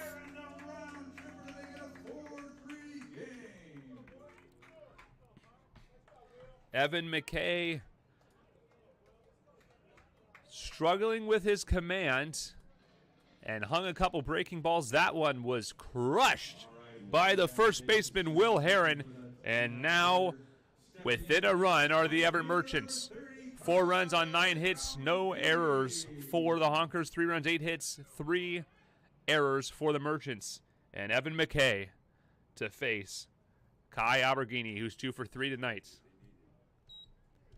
That pitch missing just outside. It's 1-0.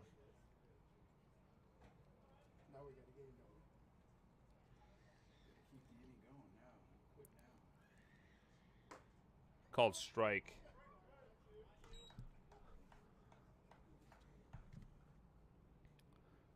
Another pitcher warming up for the Merchants.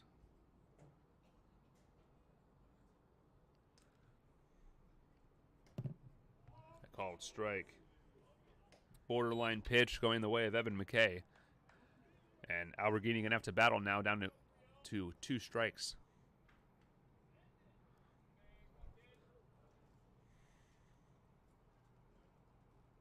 One-two pitch, swing and a miss. Good breaking ball by Evan McKay. And there are now 2 away. Jackson Henderson 0 for 3. As he trots to the dish. Number 35, Jackson Henderson.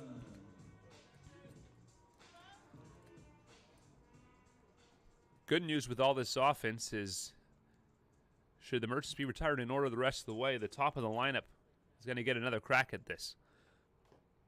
Off the fist of Jackson Henderson and foul off. 0-1. So as things stand, worst case, 9-1-2 up in the bottom of the 9th inning with a chance to tie or take the lead. This ball fouled away. 0-2.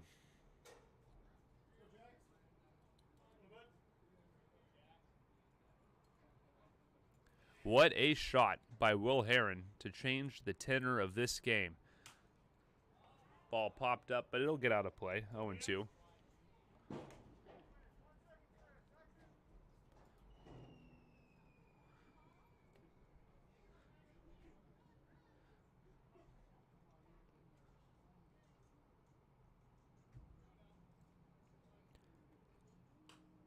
Another foul ball. And Henderson battling. On deck is Aiden Van Rinsum, 0 for 1. He's reached on a walk and a hit by pitch.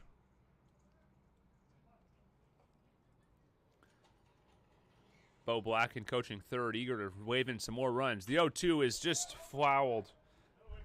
And the at-bat stays alive.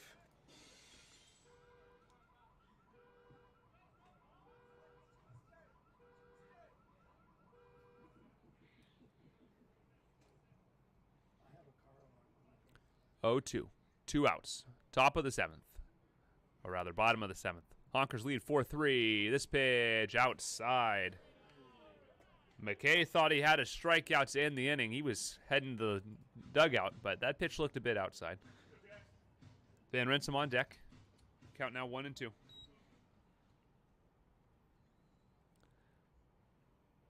And this ball is a flare into the glove of Jesse Bechtold for out number 3. But the Merchants pick up a pair of runs on a mammoth 2-run home run by Will Heron. The score is now 4-3 as we head to the 8th inning. Stay with us as the Merchants look to secure second place in the Pacific International League.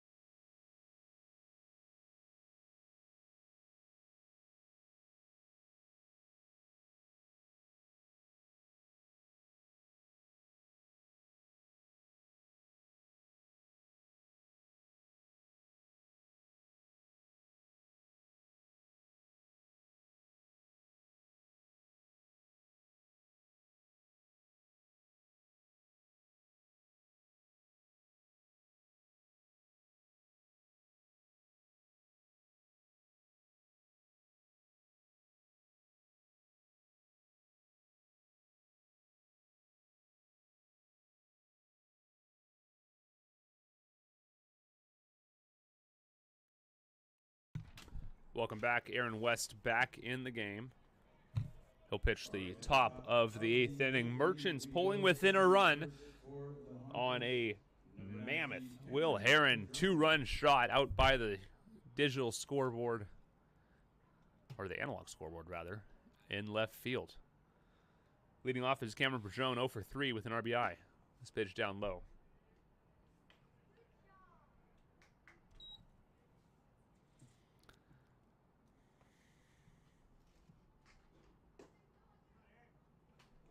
Two 2-0 now.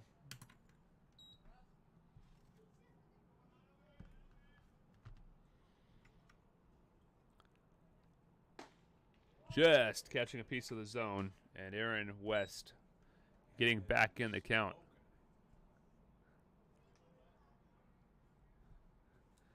West with great velocity. He comes back. This ball fouled away. It's a level of heat that most of these collegiate players not used to seeing in this league.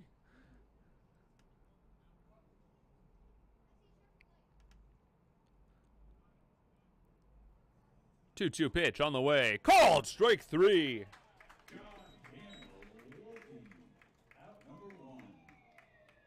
West's first strikeout of the game. 8th on the season.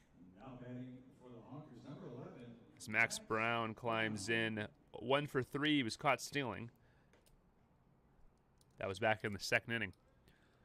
Quick update on the Dudes Black Fins game. Remember, the Merchants would secure 2nd place all alone if they won this game and the Redmond Dudes lose. However, that is looking increasingly unlikely. Bottom of the 6th inning, the Dudes lead the Black Fins 12-1. A win would secure the Dudes at least a share of 2nd place. Merchants would then need to win to avoid falling to 3rd in the PIL in 2022. Here's the 0-1. It's a ball missing. May have been a bit low.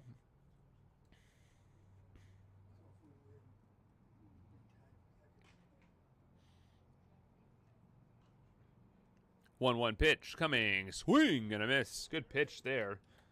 Bottom falling out of the breaking ball by Aaron West.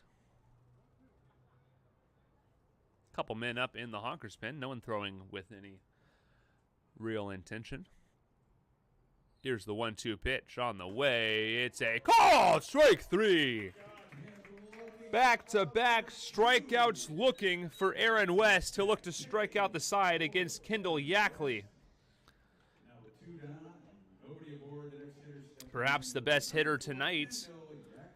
Yackley, with a pair of singles, a walk, and a run scored. He was thrown out advancing on what could have been a double if it weren't for the excellent outfield glove of Jackson Swim. This pitch, a bit low. Ball 1. Merchants will send 6, 7, and 8 up to the plate in Aiden Van Rinsum, Jackson Swim, and Teddy Bishop. 2-0 the count now as West misses again, just a bit low.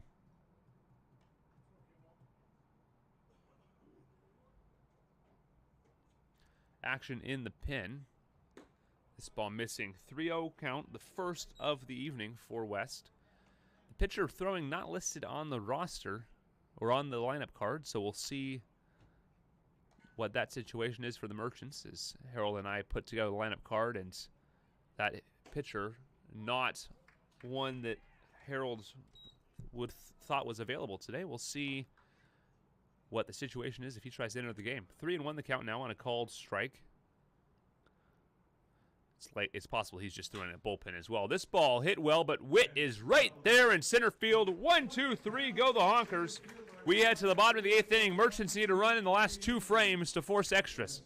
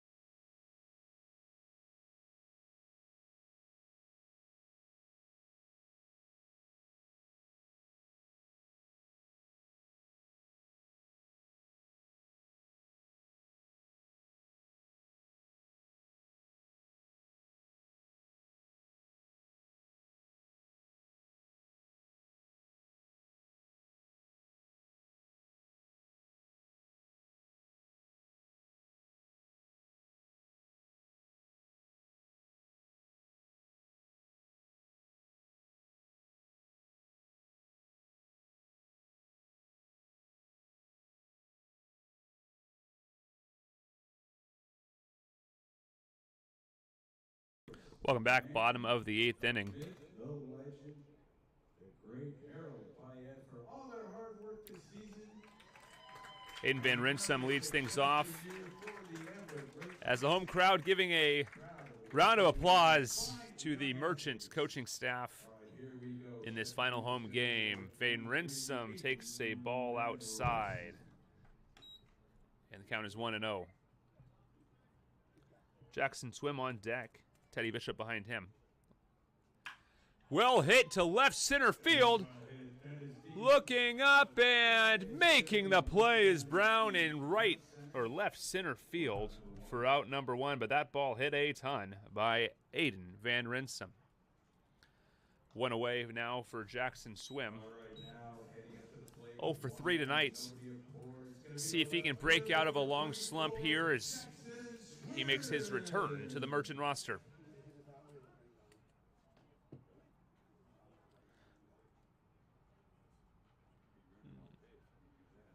This ball outside and gets away. 1-0. Teddy Bishop on deck. Clarkson in the hole. And Aaron Barber if he's needed. Little high. 2-0.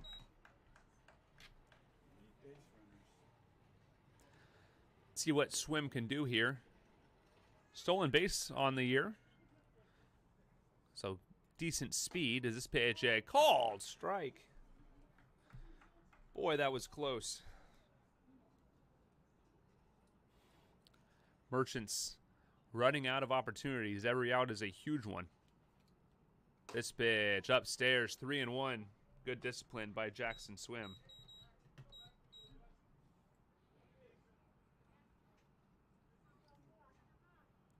McKay delivers. The 3-1 pitch is outside. Ball 4. Jackson Swim gets aboard on the walk. Teddy Bishop up, followed by Aaron Clogston. See if Bishop can keep things going. He's singled. Back in the second. Popped out to the first baseman and reached on a fielder's choice. Here's the pitch. It's a called strike in the knees.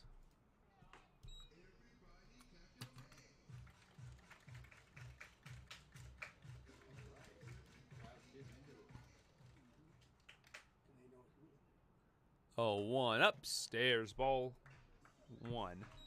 Evens the count at 1-1.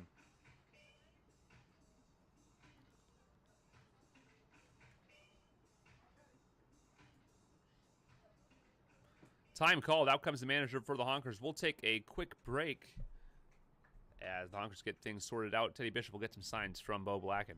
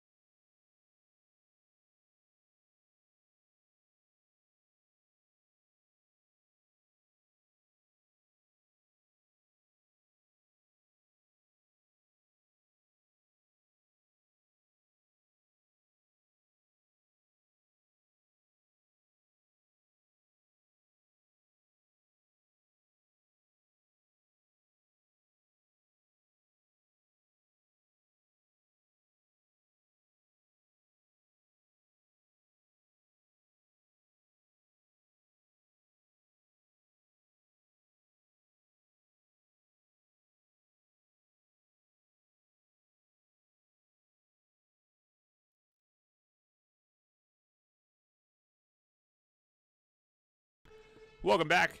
Teddy Bishop remains the batter. 1-1, 1 away. McKay moves to first. Swim back in time. Clarkson on deck.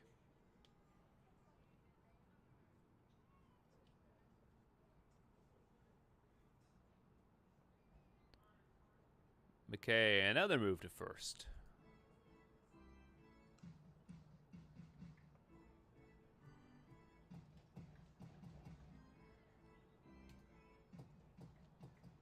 Bottom of the 8th. Merchants down by a run. Every run important. And another move to first. McKay appears to be a little afraid of the power-hitting Jackson Swim standing at first base. Here's the pitch. Bishop fouls it off. Way to protect. The count is 1-2. 4 runs on 10 hits for the Honkers. 3 runs on 8 hits, 3 errors for the Everett Merchants. Another throw to first, nothing doing.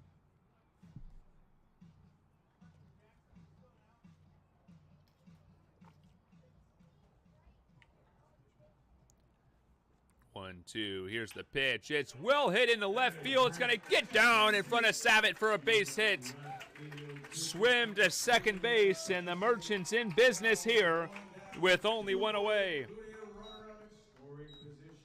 9th hit of the evening is a single by Teddy Bishop. Clogston climbs in 0 for 3 tonight. And Barber on deck.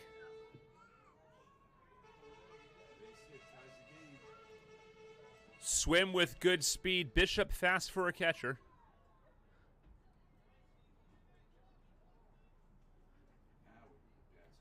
Biggest at-bat to this point in the game for the Merchants. This pitch just fouled. 0-1. Barber on deck. He'll be followed by the heart of the order. So worst case scenario here. And the Merchants will send 1, 2, and 3 up to the plate in the 9th. Merchants don't want to send it to the 9th, though. They'd much rather get their runs now. Here's the pitch. It's a called strike.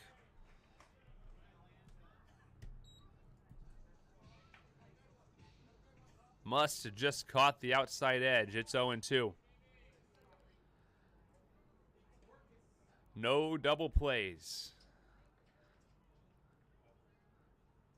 McKay, the 0-2 is just spoiled foul.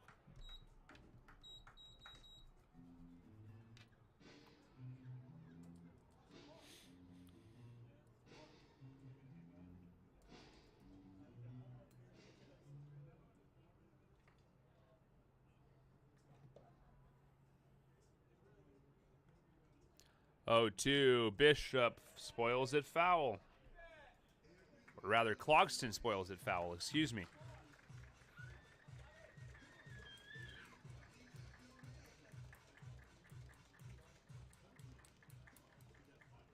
Clogston with a chance to tie the game with 1 swing of the bat.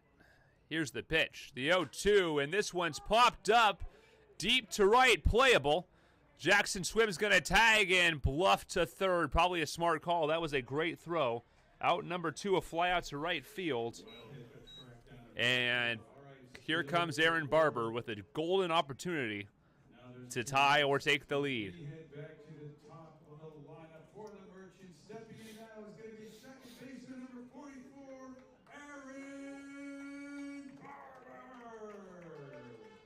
Aaron Barber 2 for 4 tonight. Pair of singles and a run scored. Time called, and we'll see a pitching change. Honkers going to their pen with 2 outs and 2 on in the 8th inning. Will stay with us as Barber looks to tie the game.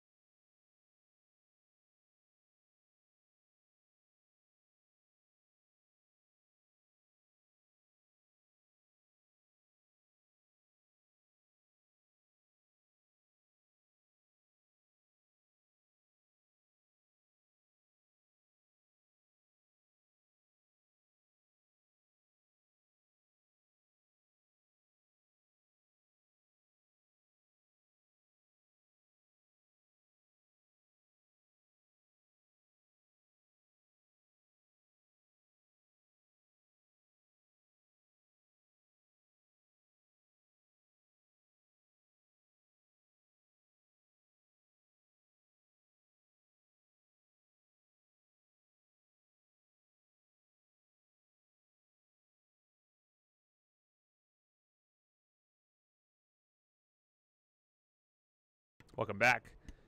Shane Vogt leading off. Or rather, pitching for the Honkers. Evan McKay's night is over, but he's responsible for both runners. Vogt on the season 4 appearances, 3 starts, 15 2/3 innings, 11 runs on 9 hits, or 9 earned. 20 hits, 11 walks, 10 strikeouts, 0-1 record, 5.17 ERA for the Honkers reliever. Barber leads things off and pops this one sky high down the foul line. Get out of play, and it does. 0-1.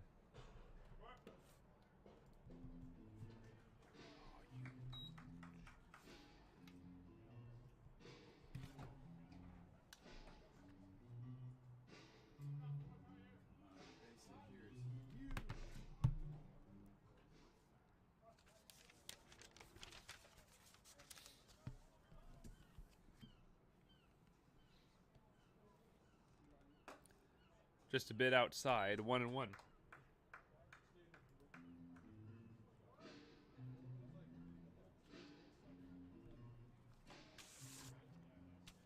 Barber can pick his team up once again. He's been our best bat all season. See what he can do here. 1-1. This ball is lifted to right field, and the play made on the fly by Alex Lopez Torres for out number 3, and that will retire the side. No runs for the Merchants. They leave 2 as we head to the top of the 9th inning.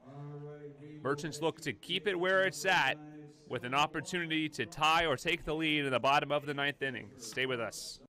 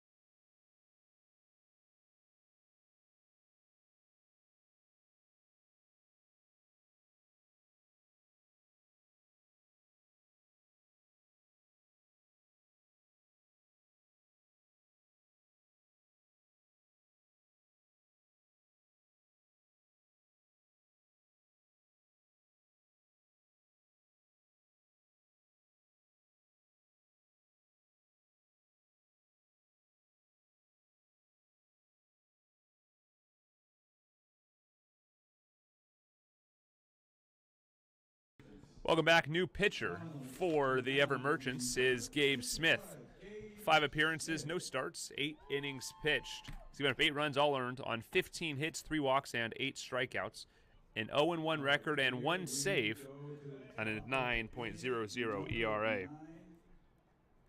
Stepping in to hit for the Honkers, number 33,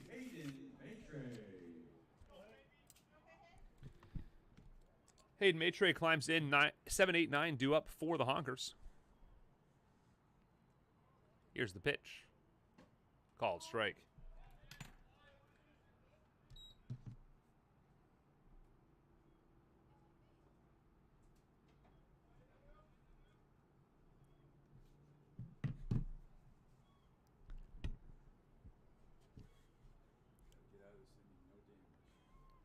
Oh, 1 is well away. 1-1.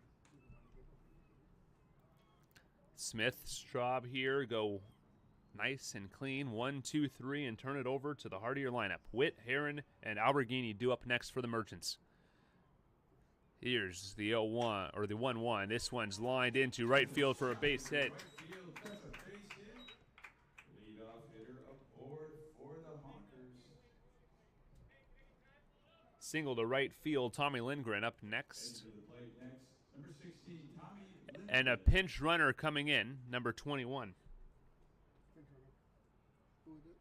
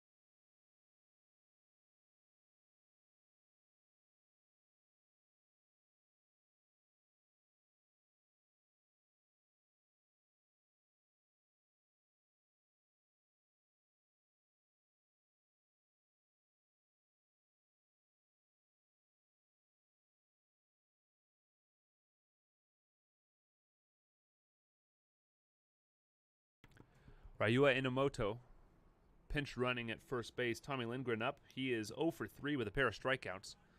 Nobody out here in the 9th.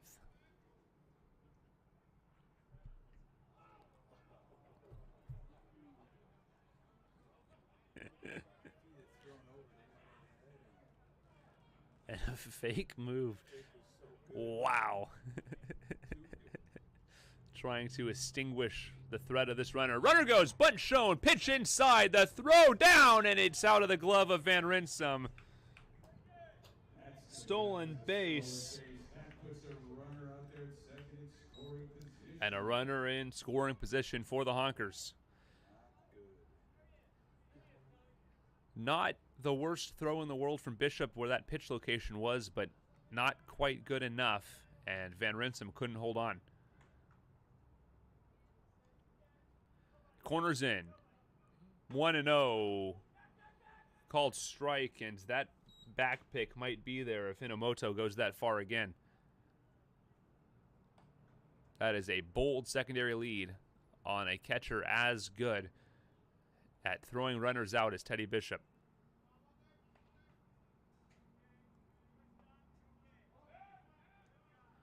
Stepping off is Smith.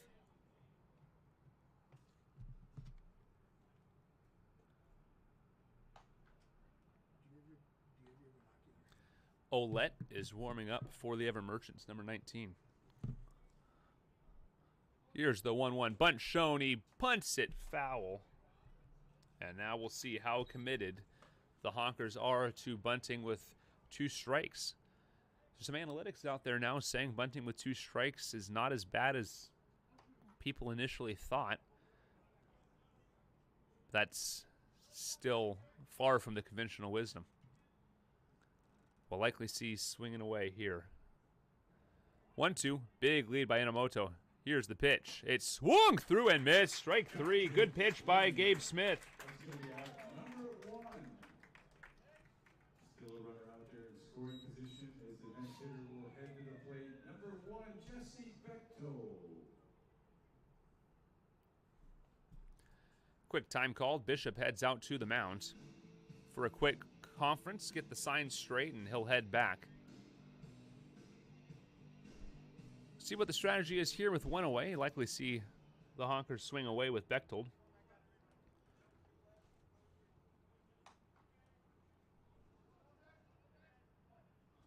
One for 3 with a run scored for the second baseman.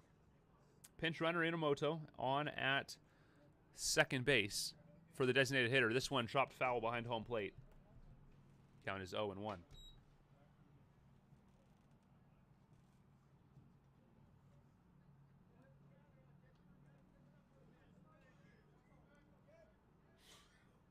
Tense moments here in Everett. Merchants currently trailing by a run, but big speed at second. Throw to second, and it's just barely not an out as Van Rinsum can't hold on to the ball. That was a great chance at second base.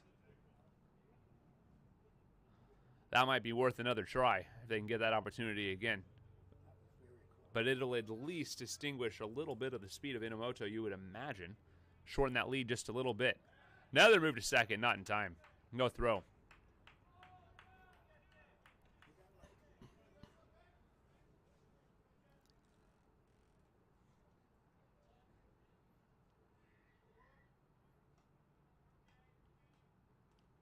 Runner goes. This pitch is a ball and a good stop by Henderson, or that ball would have been well up the line. And another run would have scored. 1-1 the count.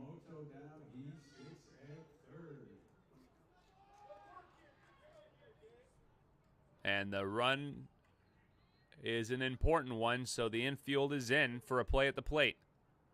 Great speed at third. It's going to be a tough play to make. Count is 1-1. Here's the pitch from Gabe Smith. It's a called strike. Great pitch.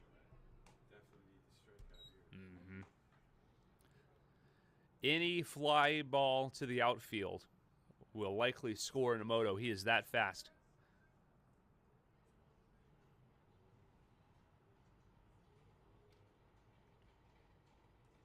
One, two is a little chopper. No play at home, and this one is up the line. And a ball off the umpire would have scored or would have put another runner further ahead. But 5-3 your score on an infield single.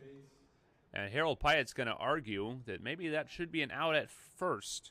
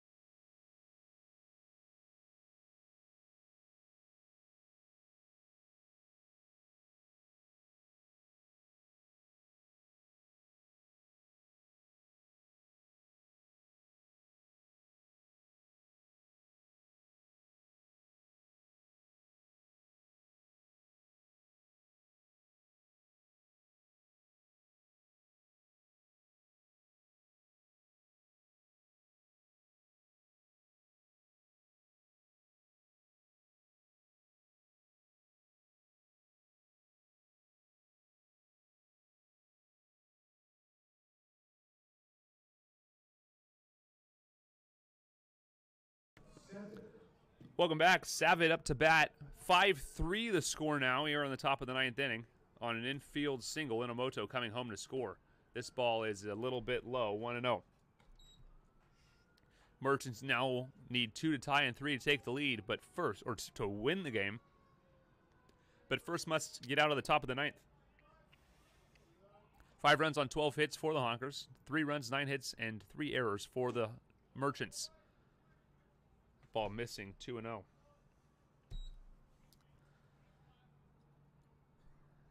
Makes you think about that unfortunate run that came across in the 6th inning. An innocent runner at first base and a great move to first, but not in time. Stole second, and the ball ended up in center field. He tried to get to third, and that throw got away as well. So 2 errors on a stolen base. Scored a run in the 6th for the Honkers. Merchants would love to have that run back. Chopper, no play at second. Van Rinsum to first, and it gets away. E6 gets the runner to second base, and runners at second and third with nobody out.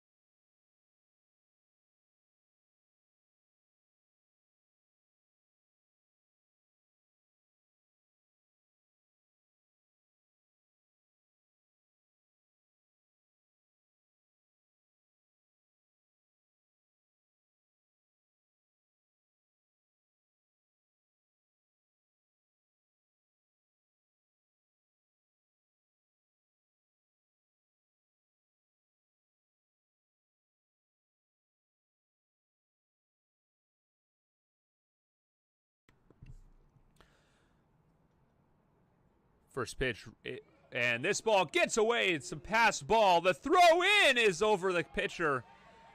A pass ball advances both runners. Away at the plate and brings another run in for the Honkers. It's now 6-3. Pass ball, and the run scores.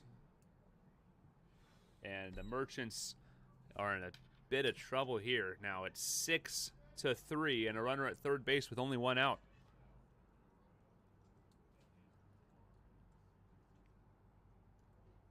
Here's the pitch. It's a high chopper. Henderson only plays at first. Out number 2, but the Honkers pick up another run. 7-3.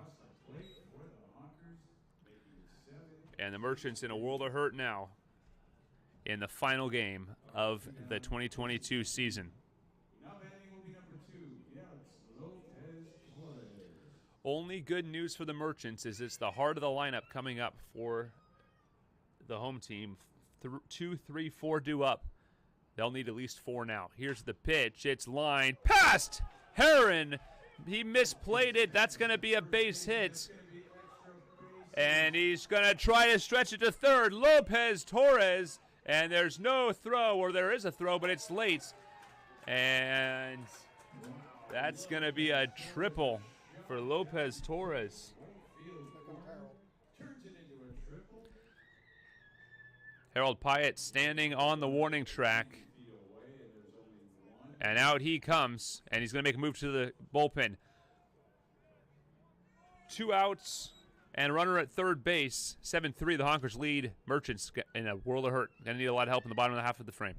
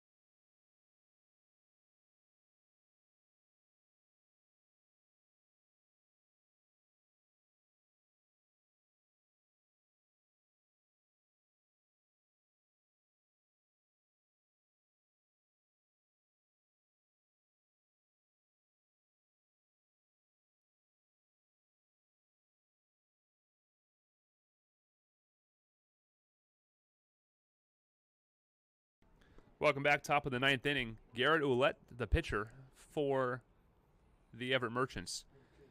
He's yet to give up a run in 3 appearances and 3 2/3 innings pitched. This ball missing upstairs. 1-0. 2 saves this season for Garrett Ouellette, but he's in damage control mode now.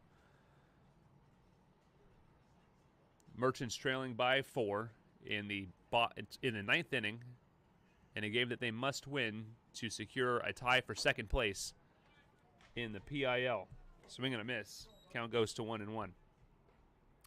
For those of you scoreboard watching at home, we'll give you an update on the Redmond Dudes game, and it's worse news for the Merchants. 14-1 now the score. Redmond over the Blackfins.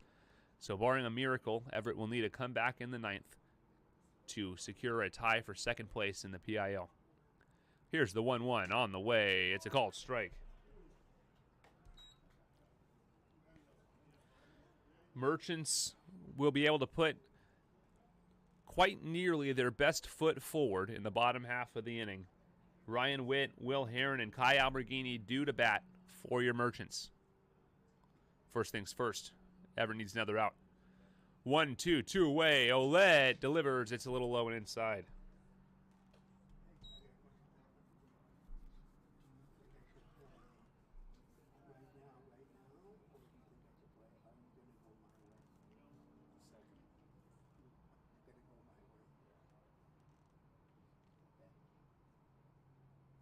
Ouellette, 2-2 pitch, fouled straight back.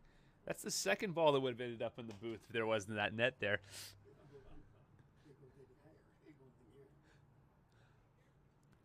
This is my 3rd season and 4th year working for the Merchants, and we haven't gotten a ball in the broadcast booth yet. But yeah, it'd have to be pretty perfect to get in the booth in Everett. But you never know; it could happen.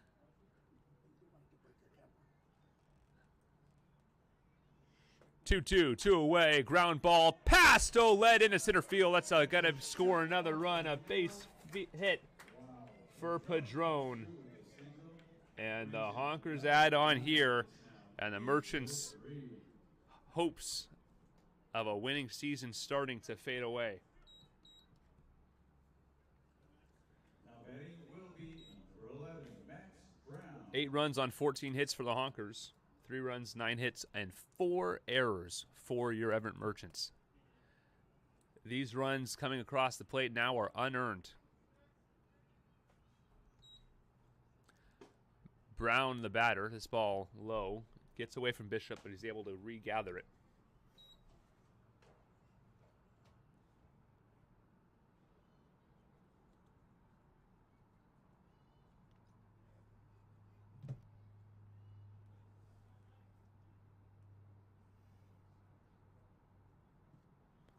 The 1-0, swing and a miss. Good breaking ball.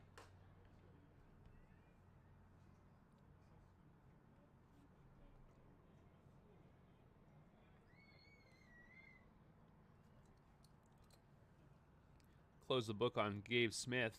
2/3 of an innings pitched. He gave up 4 runs, 2 of them earned on 3 hits, no walks, and a strikeout over 17 pitches. 1-1, swing and a miss on a ball in the dirt. 1-2.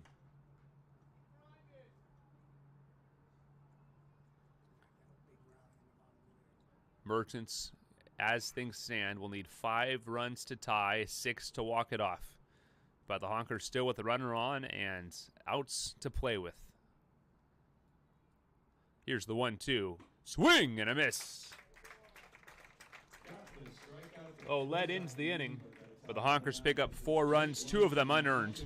As we head to the bottom half of the frame, Will Heron will come up after Ryan Witt and be followed by Kai Alberghini and hopefully many more as the Merchants look for 5 runs to tie, 6 to win the game as they look to secure second place in the PIL.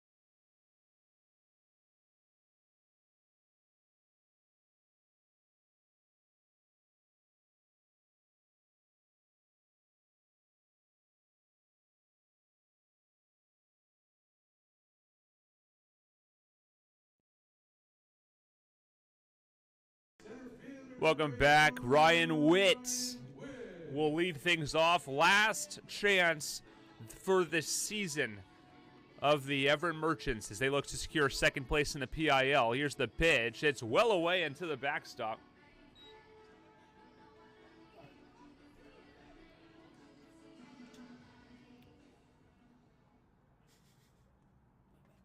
Don't worry about it.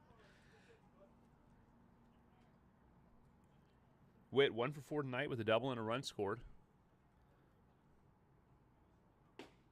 Called. Strike of the knees.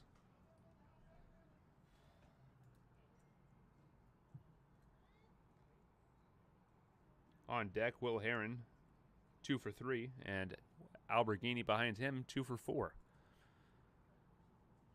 Witt well hit, but to straightaway center. Brown's under it and makes the play for out number 1. 2 outs left for the Merchants. Will Heron climbs out 2 for 3. He has been hit by a pitch, singled, and a huge home run in the 7th inning to pull the Merchants within 1. That's as close as they would get. After a scoreless 8th, the Honkers pulled off 4 runs, only 2 of them earned in the 9th.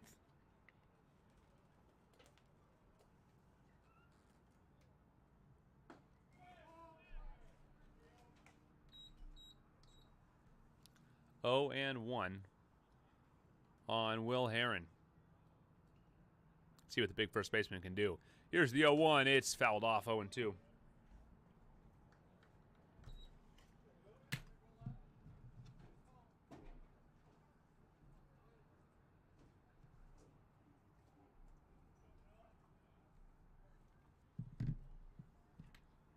Oh and 2. Will Heron looking to get things moving for the Merchants. And this is a well-hit ball to left field. Savage with a sliding play in left field for out number 2, and the Merchants down to their final out in Kai Alberghini.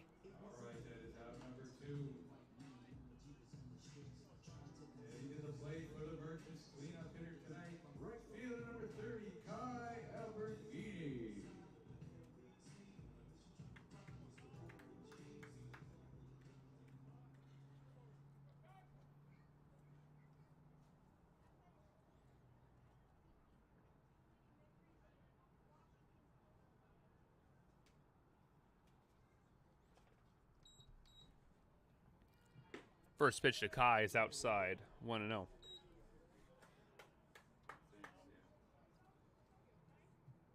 amazing except for the score. Yeah. That sucks. Alberghini, the 1-0, inside, 2-0. So much drama with a 1 run in the 9th.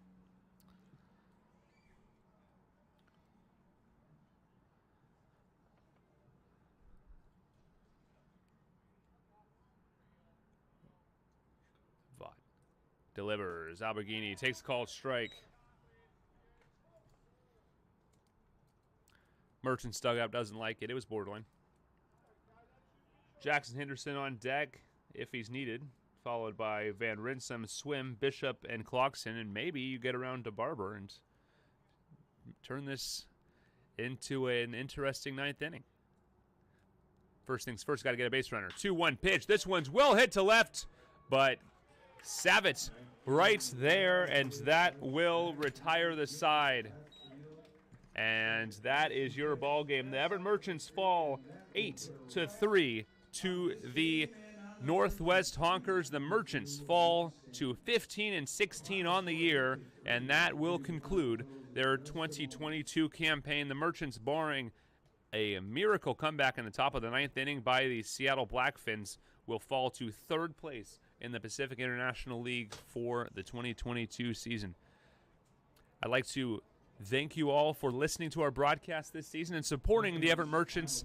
It has been an absolute honor to call games for this baseball team once again. We hope to see you next summer as the Merchants renew their quest for the PIL championship and a WBC title in Wichita.